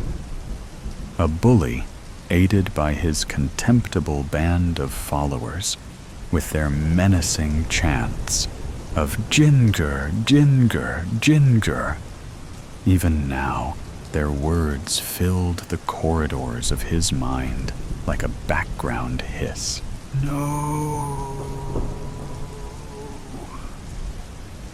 The sound seemed to come from somewhere outside, as if it belonged to someone else. Not him. You're just begging for it, Billy Ginger. If the teachers won't correct you, we must do it for them. Billy knew no teacher would come. They were never there when you needed them. In any case, the gang always had some lackey watching out. Soon they'd have him crawling on his hands and knees, scooting about like an insect while they kicked him on the hard stone floor. Their mocking jeers running through him. He was nothing more than a piece of meat to be hauled about. For them, the high point was shoving his face into the toilet bowl. The stench was the least of it. Clinging for support, he tried to keep everything tight shut while they flushed. Knowing he could not hold out for long, he spluttered to be let go. Then, just as he was about to give up, a final flush signaled his release. He was pulled up, squirming like a rat from a sewer, and left heaving on the floor. For a few minutes, he lay there curled and defenseless, all resistance gone, until the next time, and the time after that. Something so primal, so feral. He could smell it now. Even after all this time, he was defined by it, as if the abuse had become part of a warped pattern of D and A, making him only half human. But somehow, he'd known he was worth more than that. At least his dog seemed to think so. Through it all, the only thing that kept Bill going was the thought of the black Labrador faithfully waiting in the porch. Back home, Kelpie licked away the wounds and salt tears, stayed beside him till the pain subsided. Without Kelpie, he would not have survived. For the purity of a dog's heart knows no bounds. Switching on the bedside lamp, Bill waited until his breathing steadied. Coughing, he climbed into a dressing gown and stepped out onto a small balcony. In the courtyard below, the air was prescient with a damp chill. A few lone trees were scattering leaves, marking the onset of winter. Inhaling a sneaky cigarette, Bill considered his options. It had all happened so long ago, yet the dream had reignited the past, making him feel he could never escape its clutches. If Bill recited the facts of his life enough times, he almost convinced himself of their worth. On paper, he'd worked hard, got married and divorced, and had a son he barely saw. He'd mostly married his wife to please his father, because she came from a better background, and look where that had got him. It wasn't his ex's fault if along the way he'd supplemented whatever was missing with a few women he was physically attracted to, but not much else. In the end, it had been like ships passing in the night, all except for Bella. With her, he'd come close to casting a loveless marriage aside, but in the end, something had stopped him. The risk of getting it wrong had been too great, but all that was in the past. Although Bella had recently returned to the company where they both worked, albeit in a less demanding role. He rarely saw her these days. And according to rumors, she was now with someone. In the shower, Bill imagined washing the past down the plug hole. Soon he planned to do just that. The only fly in the ointment, of course, was Bella. He wasn't sure whether she'd be attending the conference. Really, bumping into her was the least of his worries. But if he did, so be it. He hadn't actually seen her name on the list of attendees, so it seemed unlikely. Overall, it would be easier if she didn't attend, because that afternoon, Bill was making his first big speech in his new role as Regional Operations Manager. As if there wasn't enough going on without having to deal with affairs of the heart. The speech, eagerly anticipated, was expected to be the highlight of the day. In the hotel room, examining the set of knives his father had given him as an 18th birthday present, Bill was confronted by powerful emotions. Before him were a dazzling array of sharp pieces, all with wooden handles for an extra firm grip. It was almost pleasurable selecting the one with the pointed end. He carefully placed it in a sheath and adding it to a concealed section of his briefcase. In the mirror, he observed hair that was thinning a little at the sides. Other than that, it was still thick and brown with just a hint of chestnut. Impressive in a well-cut suit, he was tall enough to be considered distinguished. To some, his features might be regarded as handsome. His eyes, however, were preternaturally bright. Sighing deeply, he exited the room. Clutching his laptop and briefcase, he made his way along the plushly carpeted corridor, entered the lift, and headed the 3 floors down to the conference room area. Psyching himself up for whatever lay ahead, he focused on his achievements. Only by drawing on every retail milestone was he able to make sense of the wasteland that was his emotional life. His mind's eye framed the certificates that took pride of place on his home office wall, charting his journey from sales assistant to the coveted role of Regional Operations Manager for one of the country's most successful chain stores. Stores that sold fashionable clothes and accessories for prices most people could afford.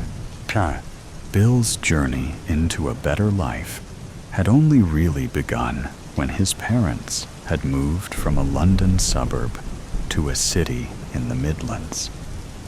Then, aged 15, he'd welcomed the move with open arms, for it had given him a chance to start afresh in a place where no one knew him, especially at school.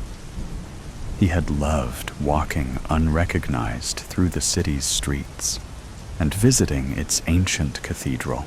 One Saturday morning, plucking up courage, he'd walked into one of the city's department stores and landed himself a Saturday job in the menswear department. When he returned home, his mum made him a cup of tea, and Kelpie wagged a warm greeting. You could do a lot worse. They've got people queuing up to get a place in that store, his mum had commented. Then, examining him more closely, she observed, You've darkened your hair. Isn't that what Elvis Presley did? I expect so. I never liked my natural color, and I want to fit in at this school. That was the closest he'd come to admitting the bullying at his old school. He never told anyone about the suicidal thoughts. He couldn't miss her. Bella was a figure of light, breaking the conference room formality and wearing the most distinctive outfit. To him, she was the classiest person there, surrounded as she was by an adoring team of managers at one of the middle tables. Distracted by her presence, he could hardly wait for a chance to speak to her. The chance came while she was lining up to choose from a tray of canapes during the lunch break. I wasn't expecting you to be here, Bella, he said. I wasn't expecting to be here, but there was a change of plan. It's so good to see you, he found himself saying. Well, I missed the company and the people. I wasn't the right fit for the new position, even if it was a promotion. It seemed fortuitous when my old vacancy came up again. So, you didn't have a problem with going back to your old role? There's no need to avoid using the word demotion. I won't be offended, she laughed. I came to realize I didn't need all the hassle that goes with a high-powered job. I realized I'd made a mistake, and the opportunity came to rectify it. I want a simple life, especially now I'm single. Don't worry. It's all worked out for the best. He wasn't right for me either. Bill could hardly believe what he was hearing. It's really good to see you, he said again. I'm glad you think that, she said, smiling brightly. Catching up with Bella had been great. So much so, watching her sleeping the next morning, Bill had almost forgotten about the other thing. He decided he'd know what to do when the time came.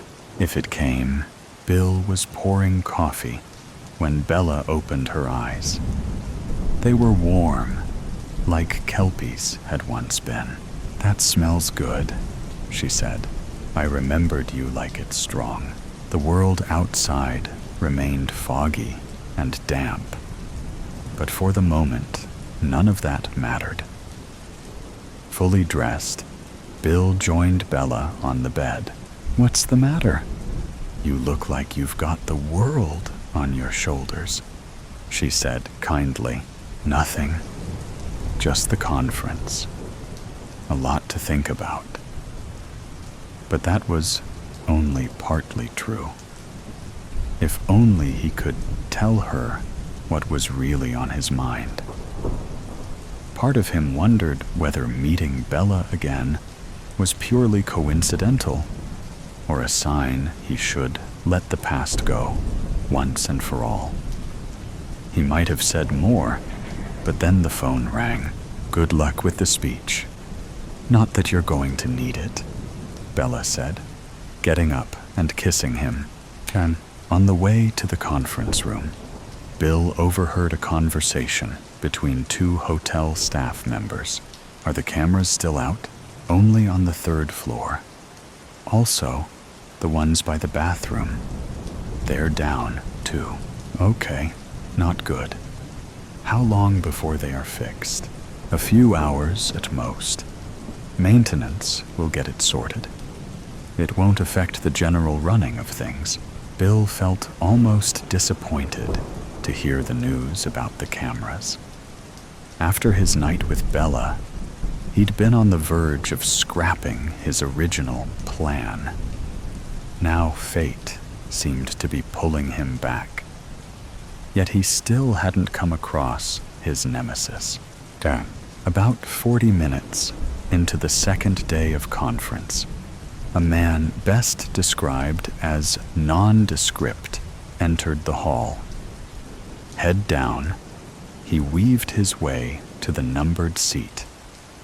Bill clocked him, and his heart sank. Something of the man's stance reminded him of Dake Scratchard grown older. But was it him?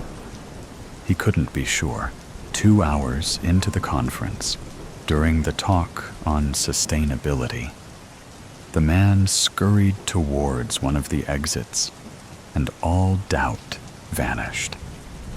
Shriveled he might be, but it was definitely Scratchard. Galvanized into action, Bill left his seat and headed for the nearest exit. Gripping his case so tightly his fingers hurt, he followed the figure until he disappeared into the bathroom. Unless he had to, Bill generally avoided public bathrooms. But this was going to be the exception. Adrenaline flooding through him, he quietly opened the door and stepped inside. Other than a pulsing through his ears and the sound of a dripping tap, all was quiet. Then he heard a retching coming from one of the cubicles. A minute later, the door opened and Scratchard stepped out. Engrossed in his own suffering, he ran to the nearest sink and stood there, heaving. Watching unobserved, Bill was torn between revulsion and an intense hatred. Mostly he was seized by a hatred for all he'd been put through, overcome by a rage for the way this pathetic being had ruined so much of his life. It was too late to change his mind now. The die was cast. Gripping the knife, he advanced, his anger rising to a peak. Suddenly, the bathroom door sprang open, and to his astonishment, Bella entered. She came and stood behind him, putting her arms round his waist. Then, opening his fist, she carefully removed the knife from his hand and put it behind her back. "It's not the answer," she whispered, hurriedly placing it in her bag. It all seemed to happen in slow motion. The atmosphere in the room shifted. Startled out of his sickness, Bill's childhood enemy locked eyes with his victim in the mirror. Both men were shaking, one from the effects of illness, the other from the horror of what might have been. "What the hell?" Scratchard broke out. Then there was a flash of recognition as the years fell back. "Surely not. I wasn't sure if it was you in the meeting, probably because your hair is different. But it's Ginger Bill, isn't it? Only the last time I saw you." The words trailed off, vanished into the unknown. "But you never did see me," Bill said through gritted teeth. "All you saw was a weak boy you could bully because of his hair color. As I recall, the last time I saw you and your sick gang, you'd forced my head down the bog. Have you any idea what that does to someone? Did I do that?" Dake's face reddened. "I was a bit of a jerk in those days. If it's any consolation, life hasn't exactly treated me well. As you can see, I'm not a well man." The edges blurring, Bill felt the first stirrings of pity. "What's actually wrong with you, Scratchard?" Calling him by his surname felt like a minor victory. He'd never dared call him anything in school. Dake shook his head despairingly. "If it's not one thing, it's another these days.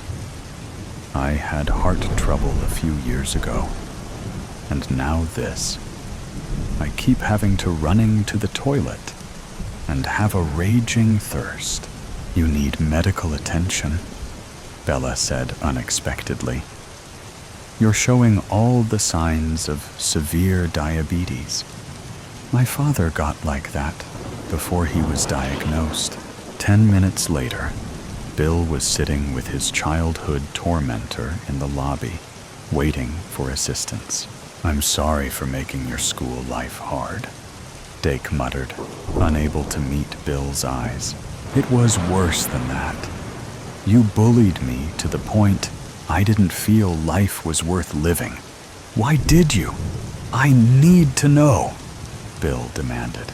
Dake searched what remained of his soul for answers. I don't know, he admitted at last. Maybe it made me feel more in control. Life was miserable at home, and at school, I was somebody in front of the other kids. The rest of the day passed in a blur. But Bill somehow found the strength to get through his talk.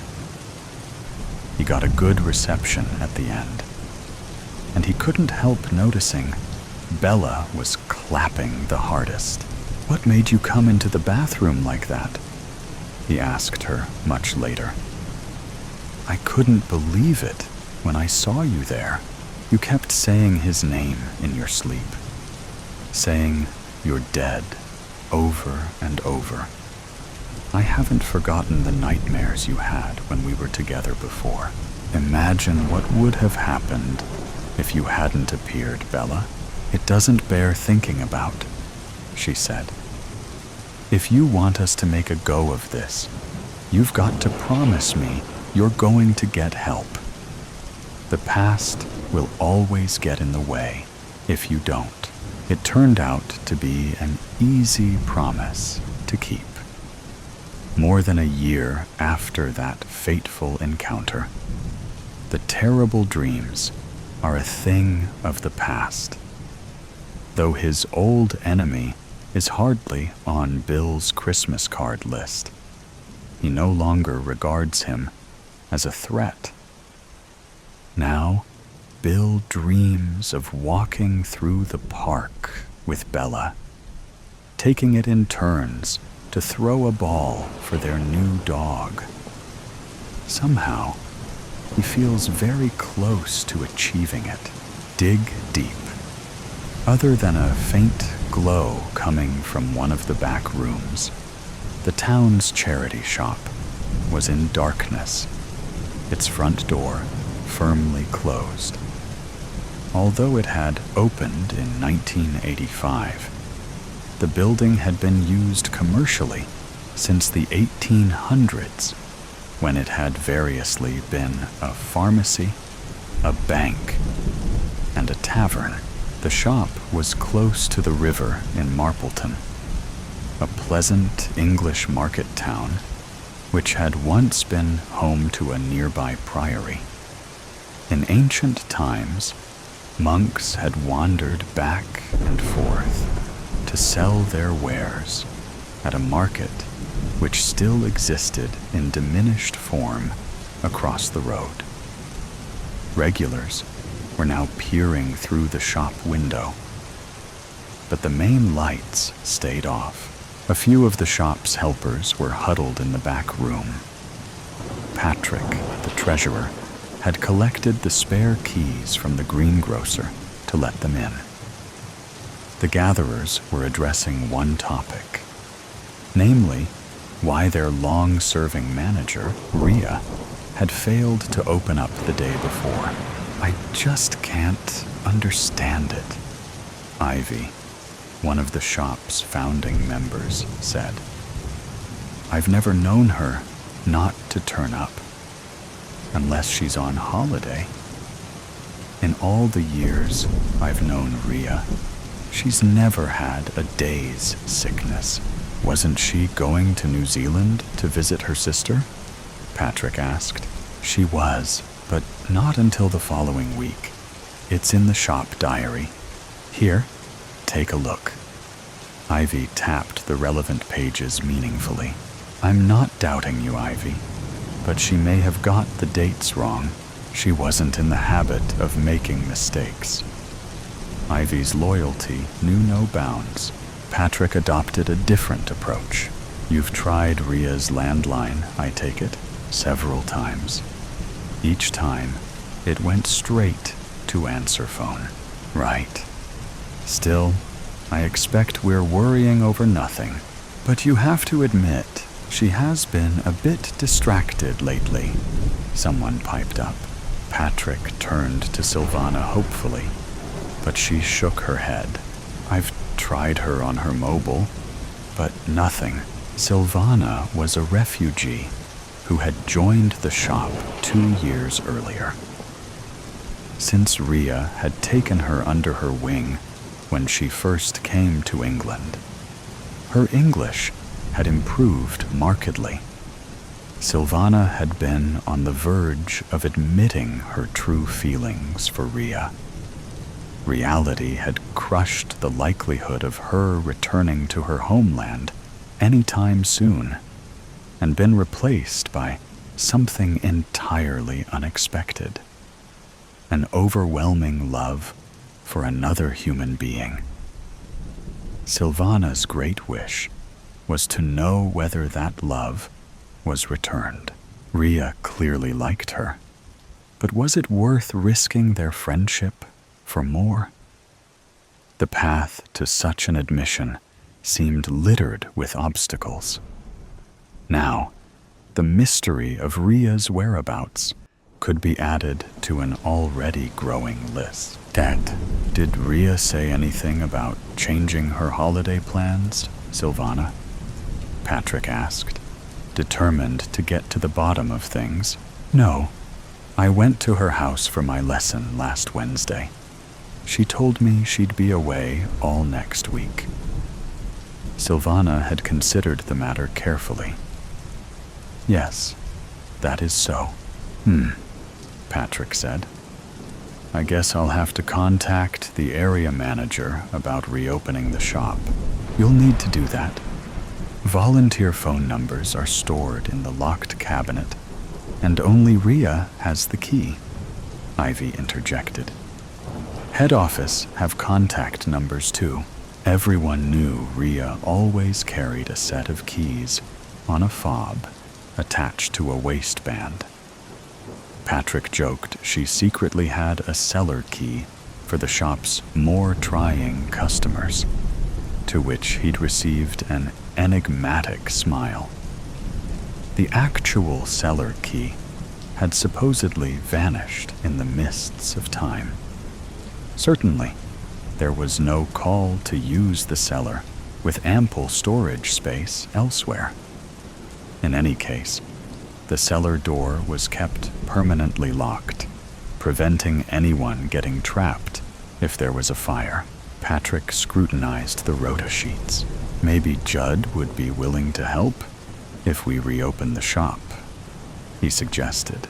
Silvana, who distrusted Judd, said nothing. 3 months earlier, dressed in black jeans and hoodie, and trailed by a mournful cocker spaniel, Judd had shown up to inquire about volunteering. When Silvana had bent to pat his dog, it had backed off, whimpering. She gets nervous round new people, Judd had explained. Tucking away the banking money, Patrick had gone to fetch Ria. A young man's inquiring about volunteering, he'd told her. Shall I send him through? What's he like? Ria was wearily tapping information into the computer at her desk. He seems pleasant enough. His dog's rather nervous. Ria massaged her aching neck. Send him through, she said. Ria had confided in Silvana about her difficulty in getting references for Judd Dig Deep. Eventually, he'd presented her with 2 typed ones, supposedly from an ex-employer. With typical thoroughness, Ria had rung one of the numbers to learn more about the new helper. When a voice answered, sounding suspiciously like Judd's, she'd intended to investigate further. However, other things had intervened. A few weeks after this uncharacteristic omission, Judd was indeed proving to be an asset. Willing to turn his hand to anything, it was a relief not having to lift heavy sacks and boxes donated by the public from one end of the shop to the other.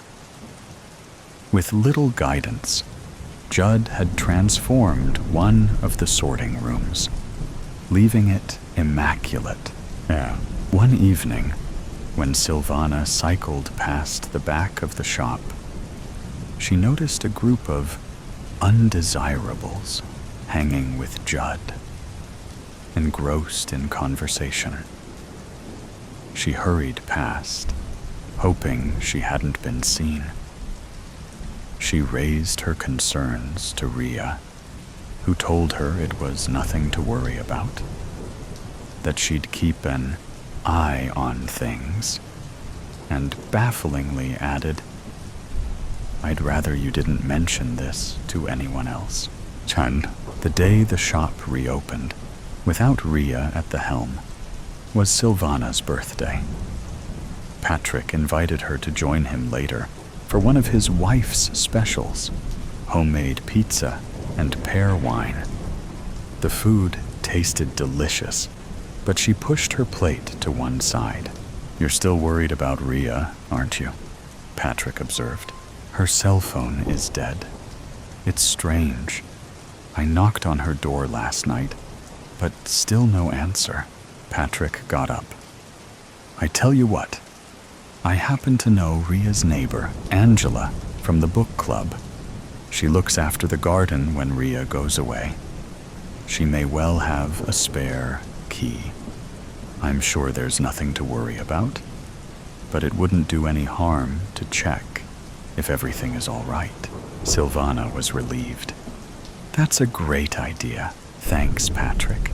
I've been known to have a few in my time. Come on, get your coat. Let's see if we can solve this mystery." Half an hour later, the pair were standing in Ria's house. The hallway led into an open-plan kitchen diner with gleaming countertops and state-of-the-art gadgets. The smell of coffee lingered invitingly. When Ria's partner, Lindsay, had died 5 years earlier, she'd left her with a generous insurance payout. Silvana sighed, remembering the other day when she and Ria had drawn close over a bottle of wine. Ria had even given her a present, only to be opened on your birthday, she instructed. But beneath the gaiety, she'd been out of sorts. Ria had brushed aside Silvana's offer of help with a brisk, "I'm fine. I'll check down here if you do upstairs," Patrick said, jolting Silvana back to the present. The passport was lying on the bedside table. However, the photograph bore little resemblance to the person Silvana had come to love and admire. Having spent time working for a private detective agency when she was younger, instinct overrode caution, and she began a meticulous search for clues. Predictably, Ria's shop keys were lying on the bedside table. More unexpected was the discovery of another set of keys attached to a ring with a tag labeled "Cellar." "Are you all right?" Patrick called up from the bottom of the staircase. "I'm okay." Silvana tucked the cellar keys into her bag. Then she remembered Ria's present and opened it. She was surprised to find a pay-as-you-go phone already charged up. "Well," Patrick exclaimed. "Did you find anything?" "Just this." She gave him the passport. "That's odd. It appears she never made it to New Zealand after all. Maybe it's time to involve the police." "What? Right now? It is rather late. I doubt they'll want to be disturbed tonight." Patrick thought of the half-opened bottle of wine waiting back home. "I'll act tomorrow morning. Shall I walk you back?" "No need. I can take care of myself," Silvana said firmly. Casa. The moon was her only companion as Silvana descended the cellar steps at the back of the shop. With growing unease, she encased her hands in a pair of gloves and took off her shoes. She didn't want anyone to know of her presence. After 3 attempts, the door creaked open, and she was met by a cloying damp, overlaid by something else, something unpleasant. Tensing, she flicked on her phone torch and spotted a narrow corridor with another door at the end. Filled with foreboding, she slowly turned the handle. She smelt the body before she saw it. Wearing the trademark hoodie, the bloating, discolored thing in front of her, could hardly be called human. Judd lay slumped against an upturned table, his eyes staring and opaque. Silvana covered her face with a handkerchief to prevent retching and inspected the scene, noting the bloodied head and smashed vase lying beside it. The blood had pooled and dried, staining the clothes and floor. She was no expert, but if the rotting undertones were anything to go by, death had probably occurred a few days earlier. Even then, horror was blunted by relief. So long as it wasn't Rhea, she had the strength for anything. But where was Rhea? Adjusting to the dimness, Silvana tried to make sense of her surroundings. Some crudely constructed shelves, filled with storage tubs and packets, lay stacked against one of the walls. The place was obviously some kind of drugs den. Could Judd's death have been the result of a disagreement with other gang members? Silvana's stomach lurched. What if they turned up and found her? She'd only just locked the cellar door and picked up her shoes when she heard voices on the driveway. Somehow, she managed to scramble behind one of the bins underneath the fire escape. Hardly daring to breathe, she waited until the scuffling feet passed, and the gang disappeared down the cellar steps. Then, she bolted into the night as fast as her trembling legs would carry her. She would decide what to do when she got home. So, halfway across the town's park, muffled ringtones came from her bag. "Silvana?" The voice was clear as day at the other end of the line. "Rhea, is it really you? Thank God. Are you all right? Where are you calling from? Talk to me. If I tell you, you must keep it to yourself," Rhea said urgently. "Of course. By the way, I have your keys." "The shop keys? The cellar keys? Long story. I have just been down there. I found him. Judd. Dead. It was horrible." Silvana began to laugh hysterically as the shock kicked in. "You went into the cellar?" Rhea repeated. "Why? I needed to know if you were all right.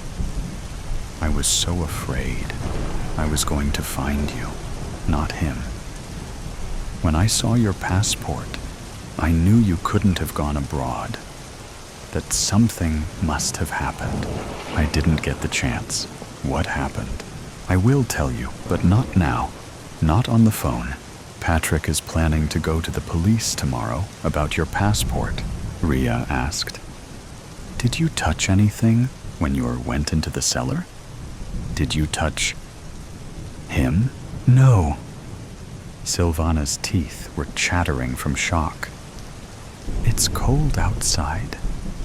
I was wearing gloves. But what do you know about Judd? Why were you wearing gloves? I don't know. I had a bad feeling. I didn't want to be implicated in anything. Back home, I once worked at a detective agency. I learned about not touching crime scenes. You may want to call the police, Ria said. But please, can I ask you not to tell them I got in contact?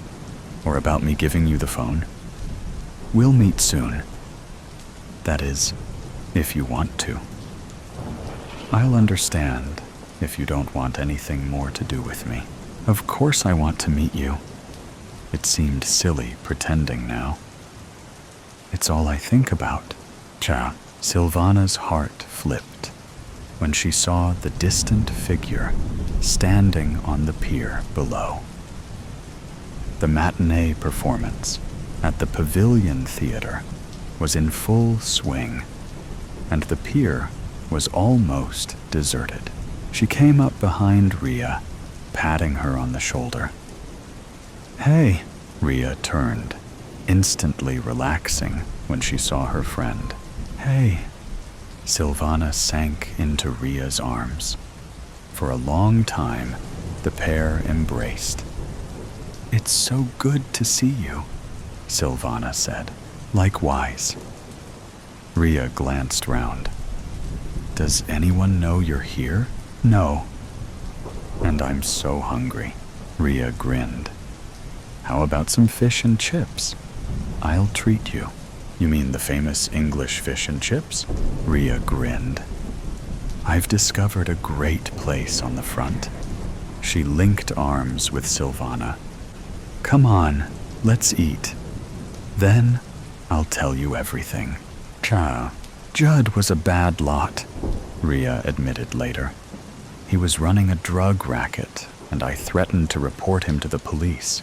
It doesn't surprise me. But how did you find out? Not long after I joined the shop, I was clearing up one of the back rooms and came across a discarded cabinet. There were 2 sets of cellar keys in it. I never told anyone about them, partly because I didn't want a lot of fuss. I wanted to keep it to myself.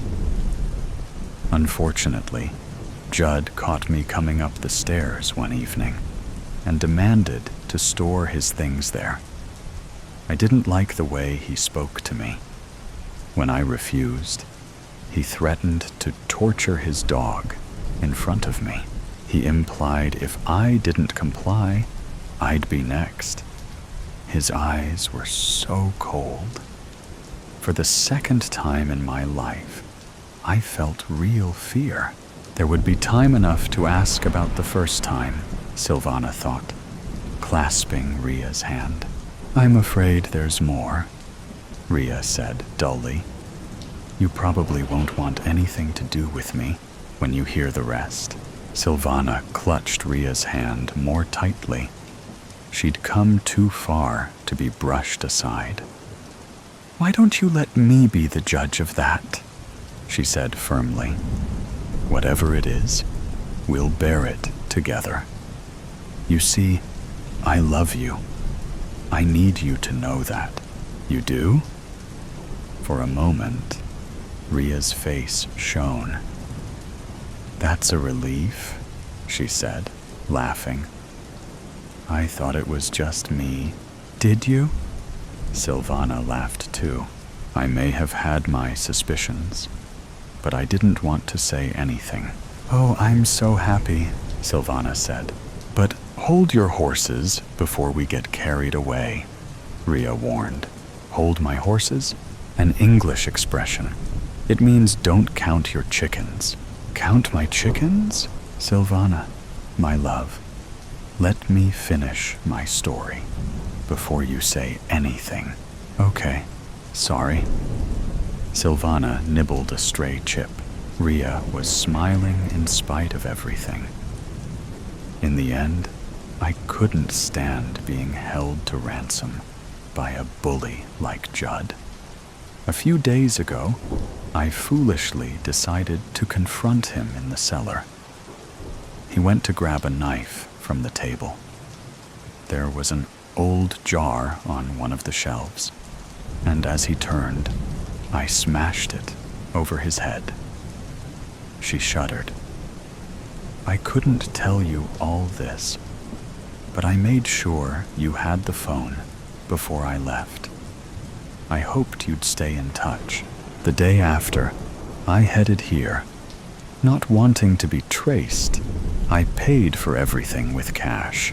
But surely the police will realize you only acted in self-defense, Silvana insisted. Perhaps I should have gone to them straight away, but I couldn't face it. Rhea's hesitation was palpable, especially considering what? In spite of the warmth between them, Silvana felt a sudden chill, like someone walking over a grave. What aren't you telling me? Rhea's voice broke. I'm terminally ill. At best, I only have months to live. At worst, it will be weeks. I have all the medication I need. I just want to spend my last days in a place with happy memories. I can't believe it.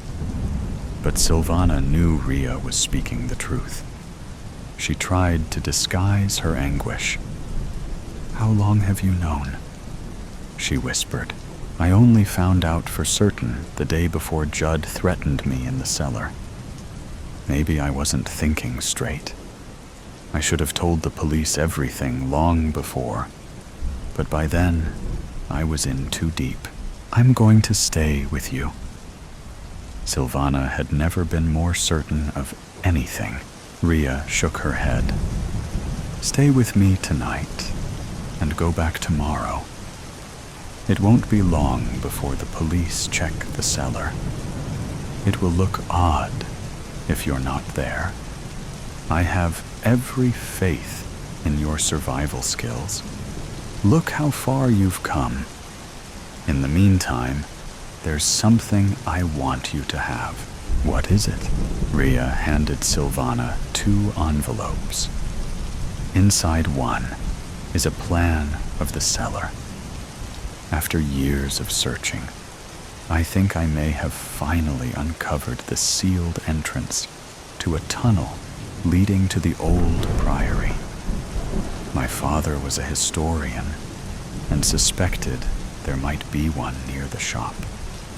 The other is a copy of my will. It's my final and dearest wish to make your life better when I've gone. Friday the 13th. The storm had been brewing all day. An ominous black sky that only got darker as the hours passed. Perfect for a Friday the 13th, especially one in October. Flynn and I had been working all day at Rewind Rentals, the shop busy with locals picking up horror films to fuel their spooky movie marathons. Upstairs, at the Rewind Theater, we'd been showing a lineup of old-school classics. Freddy Krueger, Halloween, even The Company of Wolves for the hardcore fans. I was setting up the projector in the small, cozy theater room, a bowl of popcorn resting against my hip. The audience, mostly townies who liked the idea of watching horror movies in the vintage ambiance of the theater, settled into their worn velvet chairs with drinks, candy, and buttery popcorn. Flynn had put together a killer playlist for the pre-show, layering eerie sounds between trailers for other horror films. The first jump scare in Halloween was coming up, just as the weather outside began to turn nasty. A sudden, deafening crack of thunder echoed through the building. Lightning illuminated the theater windows, and everyone jumped in their seats, right on cue with the movie. I couldn't help but laugh, the timing too perfect to be planned. The storm had really picked up, pouring rain rattling against the windows. It made the dim lights in the shop downstairs flicker, which I only noticed as I left the theater and headed back down. Flynn had snuck off a little earlier, saying something about grabbing the next movie for the queue. I descended the creaky stairs, the hum of the old films playing through the walls. Just as I reached the last step, lightning flashed again, and the room went momentarily white, followed by a boom of thunder that seemed to shake the very floor beneath me. I shook my head, grinning to myself. Flynn loved Friday the 13th, especially one as dramatic as this. "Flynn," I called out, stepping behind the counter to check the register, fully expecting him to pop out from some shadowy corner. And, of course, he did. He timed it just as another bolt of lightning struck.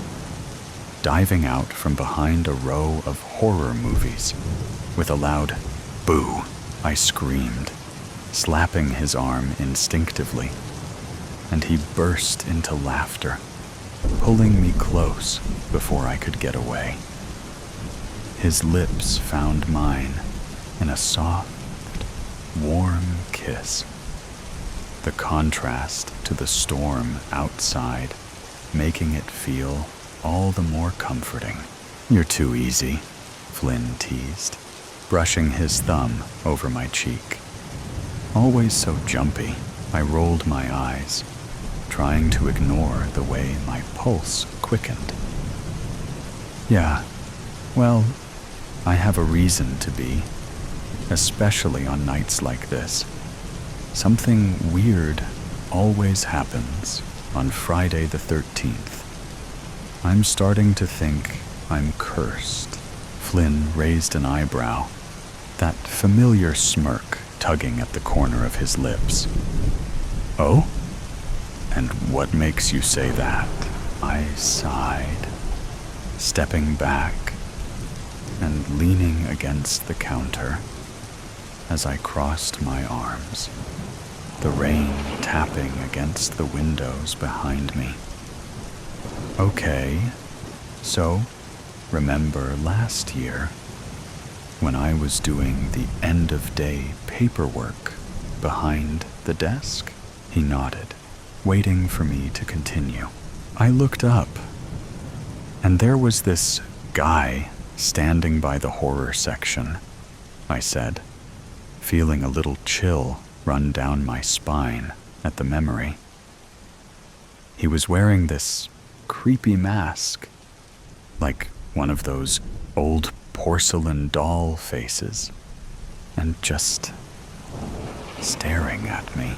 Flynn's grin faded, his expression shifting from amused to something more serious. "Wait, what? Who was he?" "That's the thing. I don't know.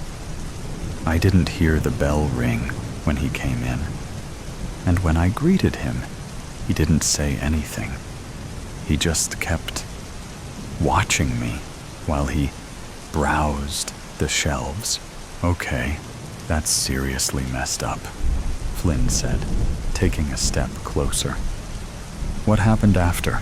"Well, I kept trying to act normal, like maybe he was just one of those weird horror buffs who gets really into it." I shrugged, feeling the goosebumps rise on my arms. But then he was just gone. No bell, no nothing. One second he was there, the next he wasn't. "Jesus, Amelia, that's creepy as hell," Flynn muttered, looking around as if expecting to see someone lurking in the shadows. "What the hell is wrong with people? Coral Cove is supposed to be safe."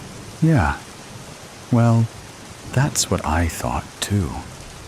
But every Friday the 13th, something strange happens." I glanced over at the old TV sets lining the back wall, one of them flickering ominously, as if the storm outside had seeped into the electronics. Flynn shook his head. "That's insane. Did you ever find out who it was?" "Nope. Never saw him again," I replied, my voice softer now. "I even checked the cameras, but nothing." Flynn stared at me for a moment, clearly freaked out by the story. Before he could say anything else, another loud clap of thunder boomed through the shop, making the old bells on the door chime, just as the lightning flashed again. I froze for a split second, watching the window, and Flynn turned to look at the door. When he glanced back at me, his eyes widened, and he took a step back. Flynn let out a yell, nearly tripping over the counter stool in his panic. I couldn't help it. I burst into laughter. I had slipped on the same creepy mask from the back room, the one we kept for Halloween decorations.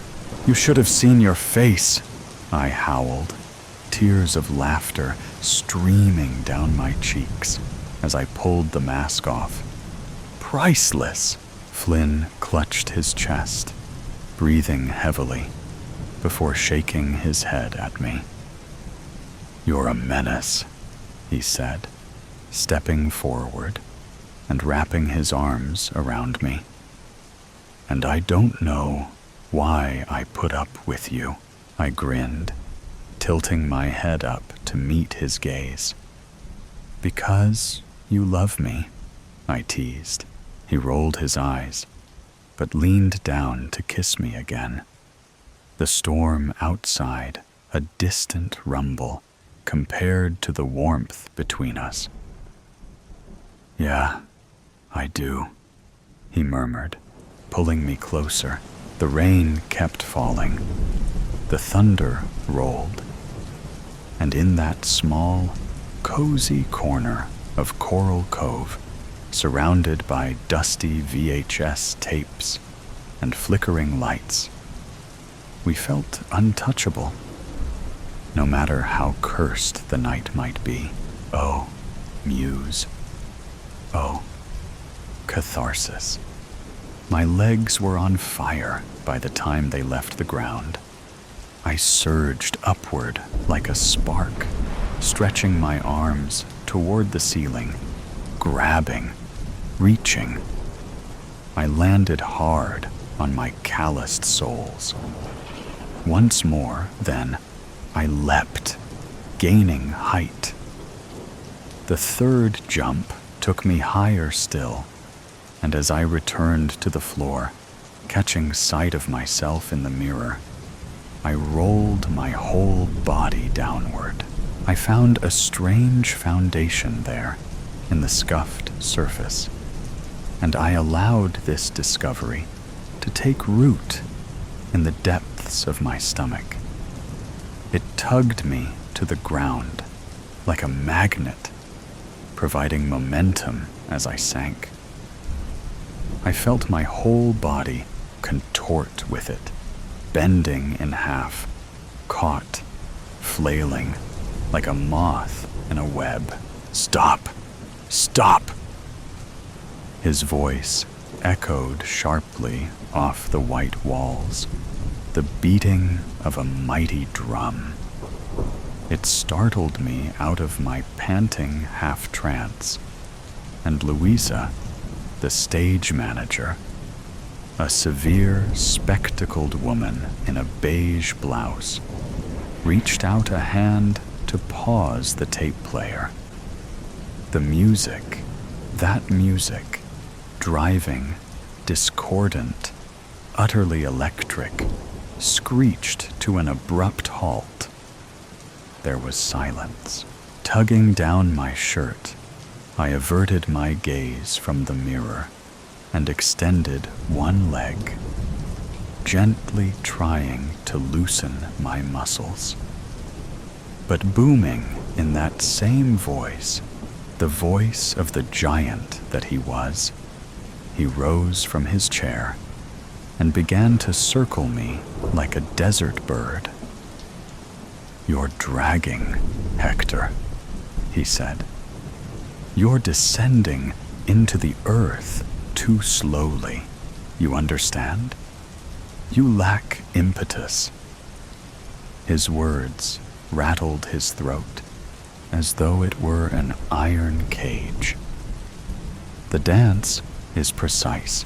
That is the challenge of it, yes? It looks wild. It feels wild when you are in it, I know, but it is precise. It is specific. Every motion has intention. 1, 2, 3.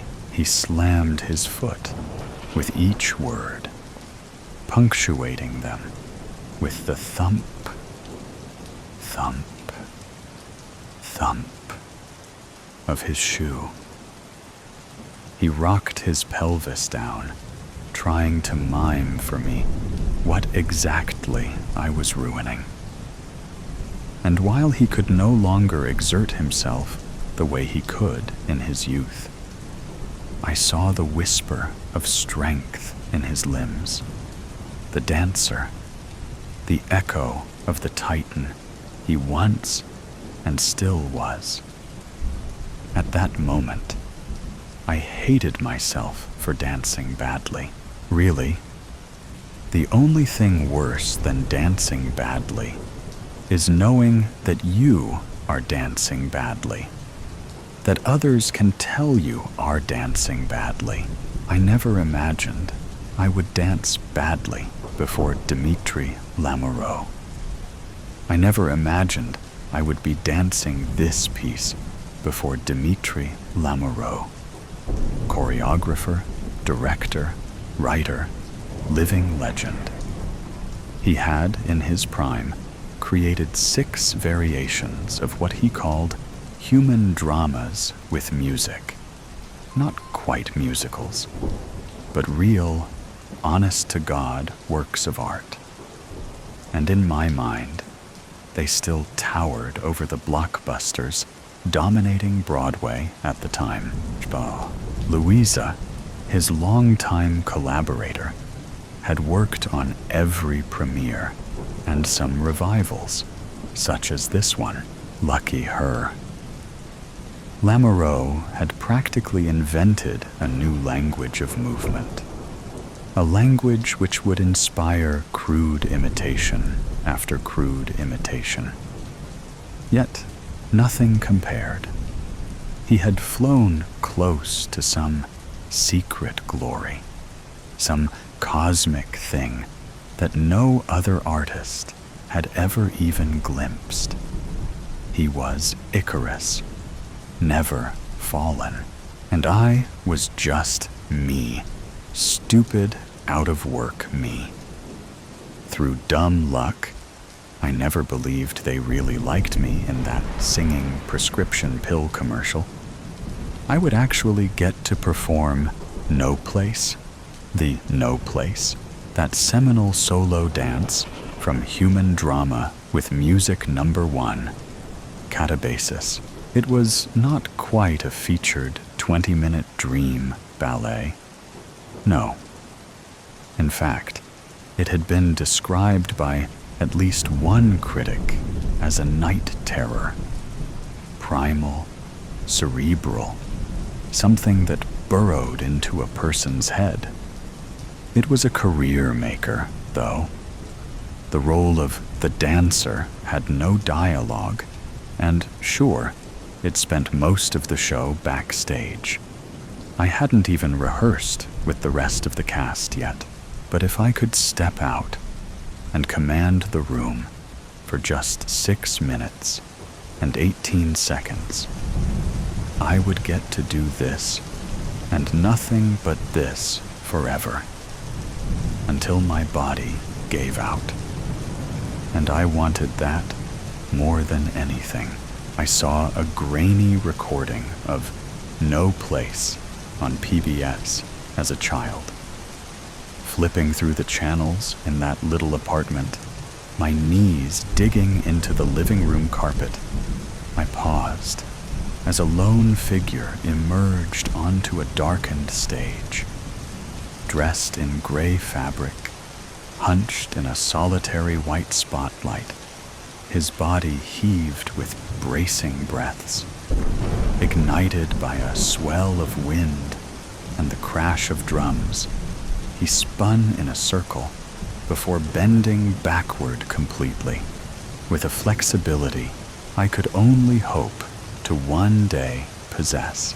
With each movement, though, with each count, I found myself drawing closer and closer until I was practically pressed flush against the screen, near enough that I could feel the cold static pricking the skin of my face. Poised like that, I extended both my arms outward and began crudely mirroring the dancer's steps. Back up, Hector. How many times do I gotta tell you? You're gonna burn your goddamn eyes out, my father growled. Coming up behind me, he ripped the remote from my hands and changed the channel. He barked at me for blocking the picture, but I had already seen the dance.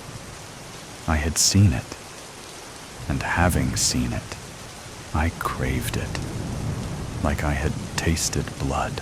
And from that day forward, I devoured TV listings whenever I found them, flipped through magazines in grocery stores, or turned on the guide channel to let it roll. Blue in the static dark, searching, hoping it would appear again. I had asked my mother for lessons once, I remember, but she never really gave me an answer. I think she hoped I would simply forget. Not because she didn't want me to have them, no, but because he wouldn't have wanted me to. I had overheard one morning a suggestion that he would smash my toes if he caught me standing on them like a ballerina. I figured she had broached the subject.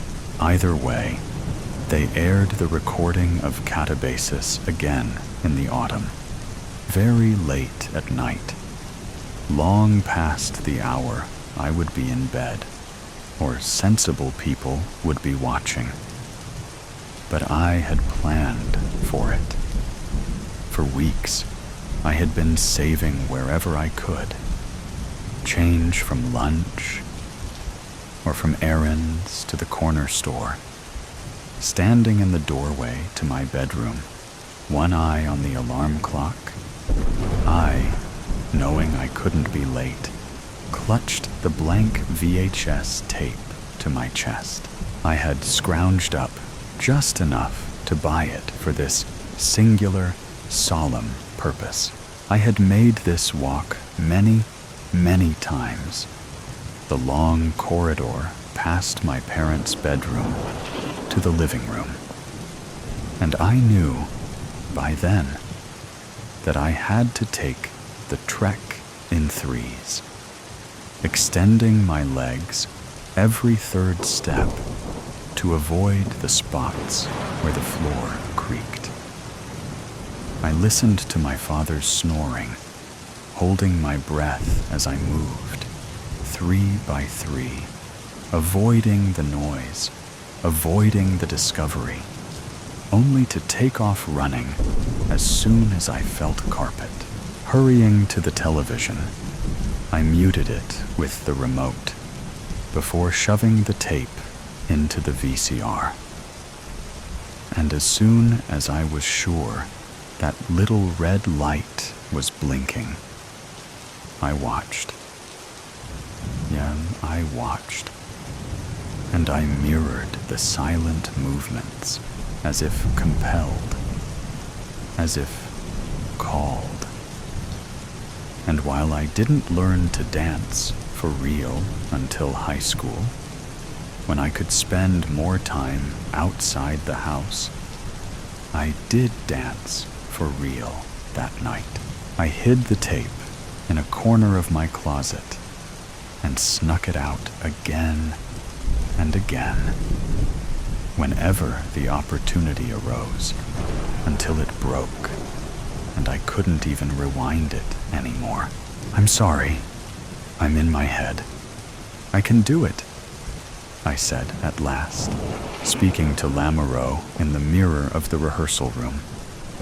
I shifted my eyes to the floor, but he pulled up my chin, forcing me to look at myself. I know you can, Hector. We saw it in your audition. Do that. Shall we run the section again? Louisa asked. Her finger hovered over the tape player. No. I'm tired of sections. We've been doing nothing but sections. Let's weave them together now. He needs to feel the full scope. Yes? He locked eyes with my reflection. You can do the full piece? From the top?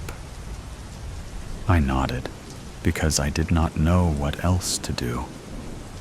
And I realized in that moment that, more than anything, I wanted to impress him. I didn't want him to regret entrusting me, of all the dancers in the world, with this most sacred thing. And so I lapsed into my pre-routine. Walking in a circle, the wood cold beneath my feet, I counted my steps in threes, stretching my legs at every third, out of habit or tradition or superstition.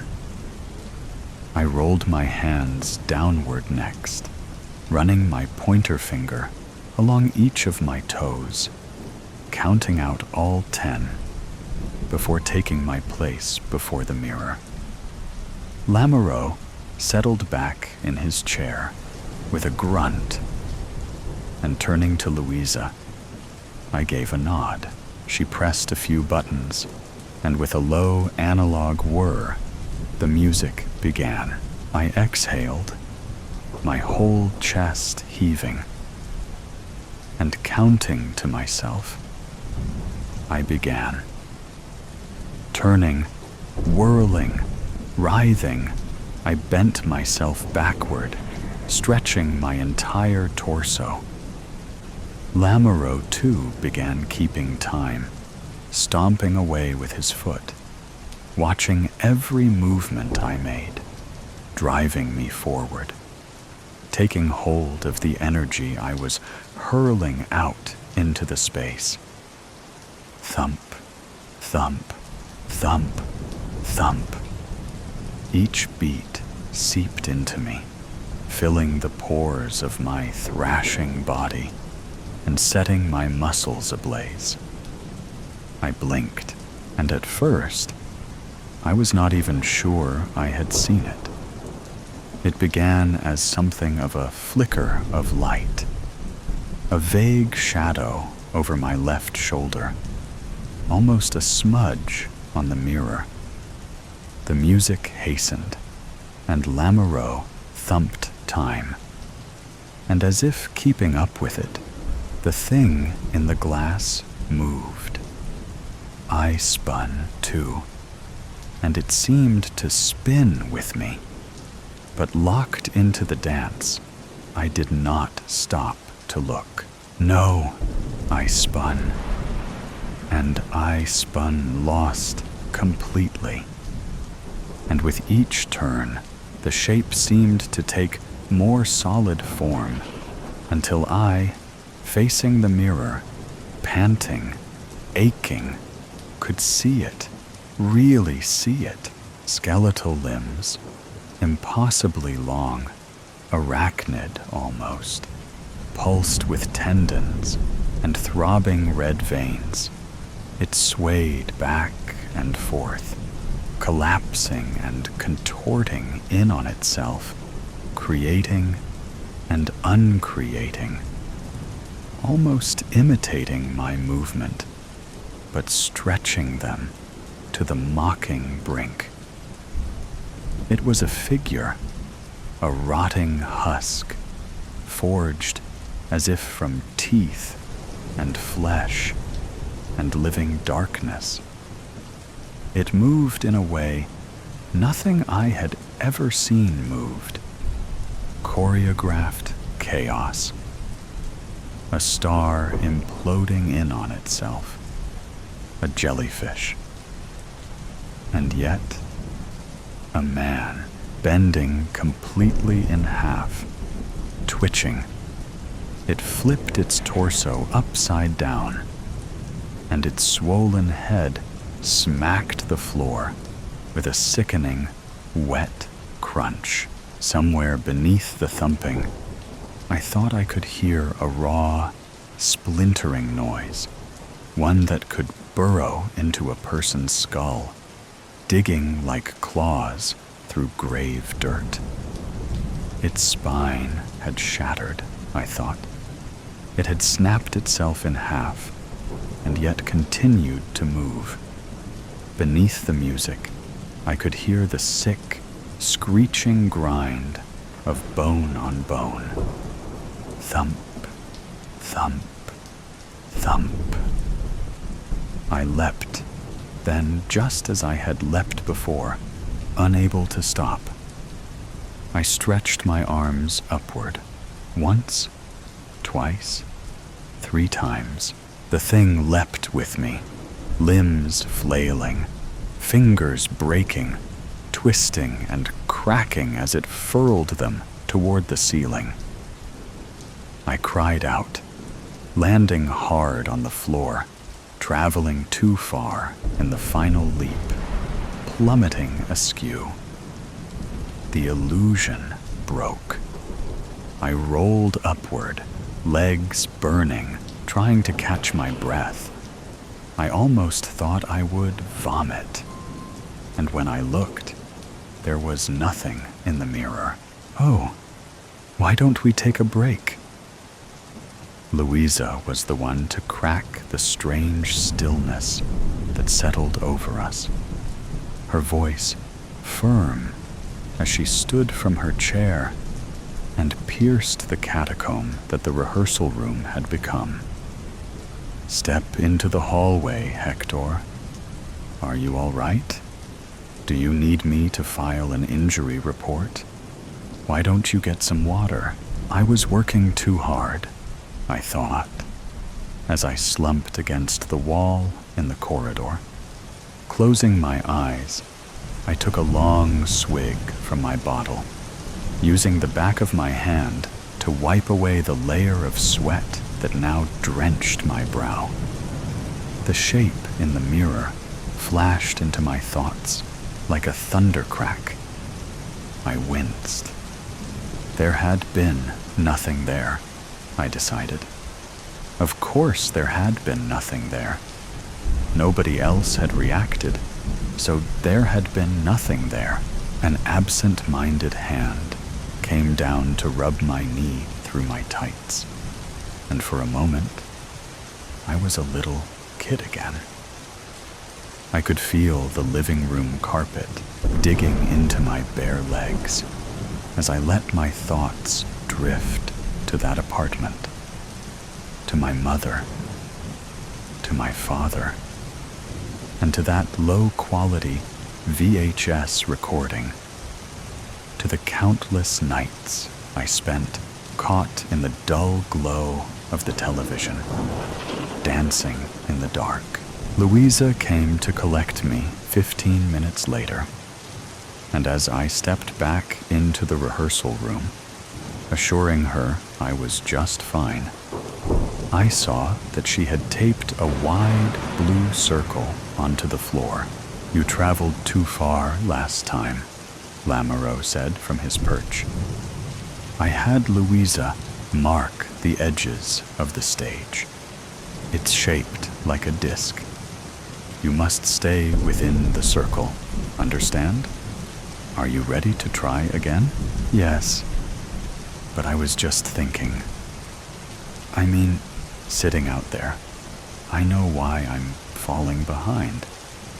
I first saw this piece on television, the PBS recording, you know, hundreds of times, and the dancer only jumps once. During the climax, I mean, he only jumps once. I'm jumping 3 times, I explained.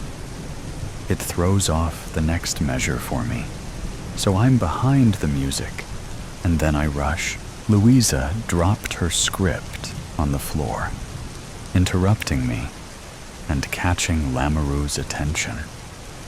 He looked back to me after a moment. "I remember that dancer from the recording," he said.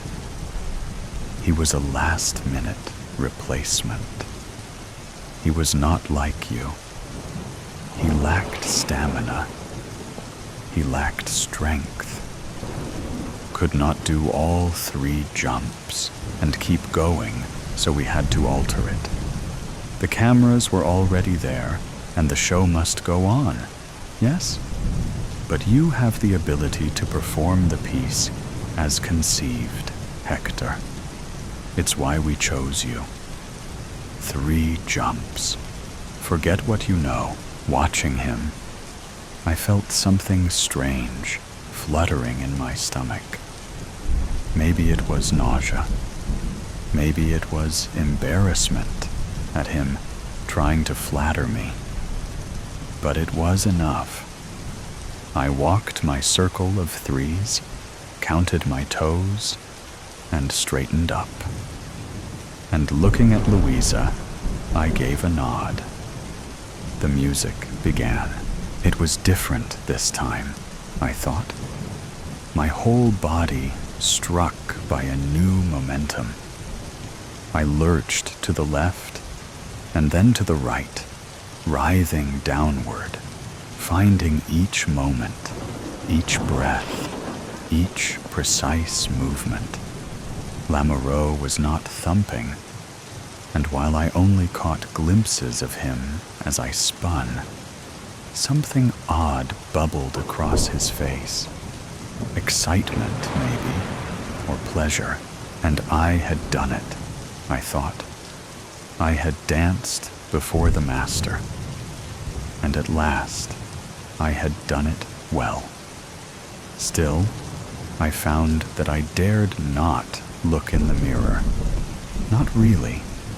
Dared not allow my eyes to focus too long on my reflection, lest I see the mover.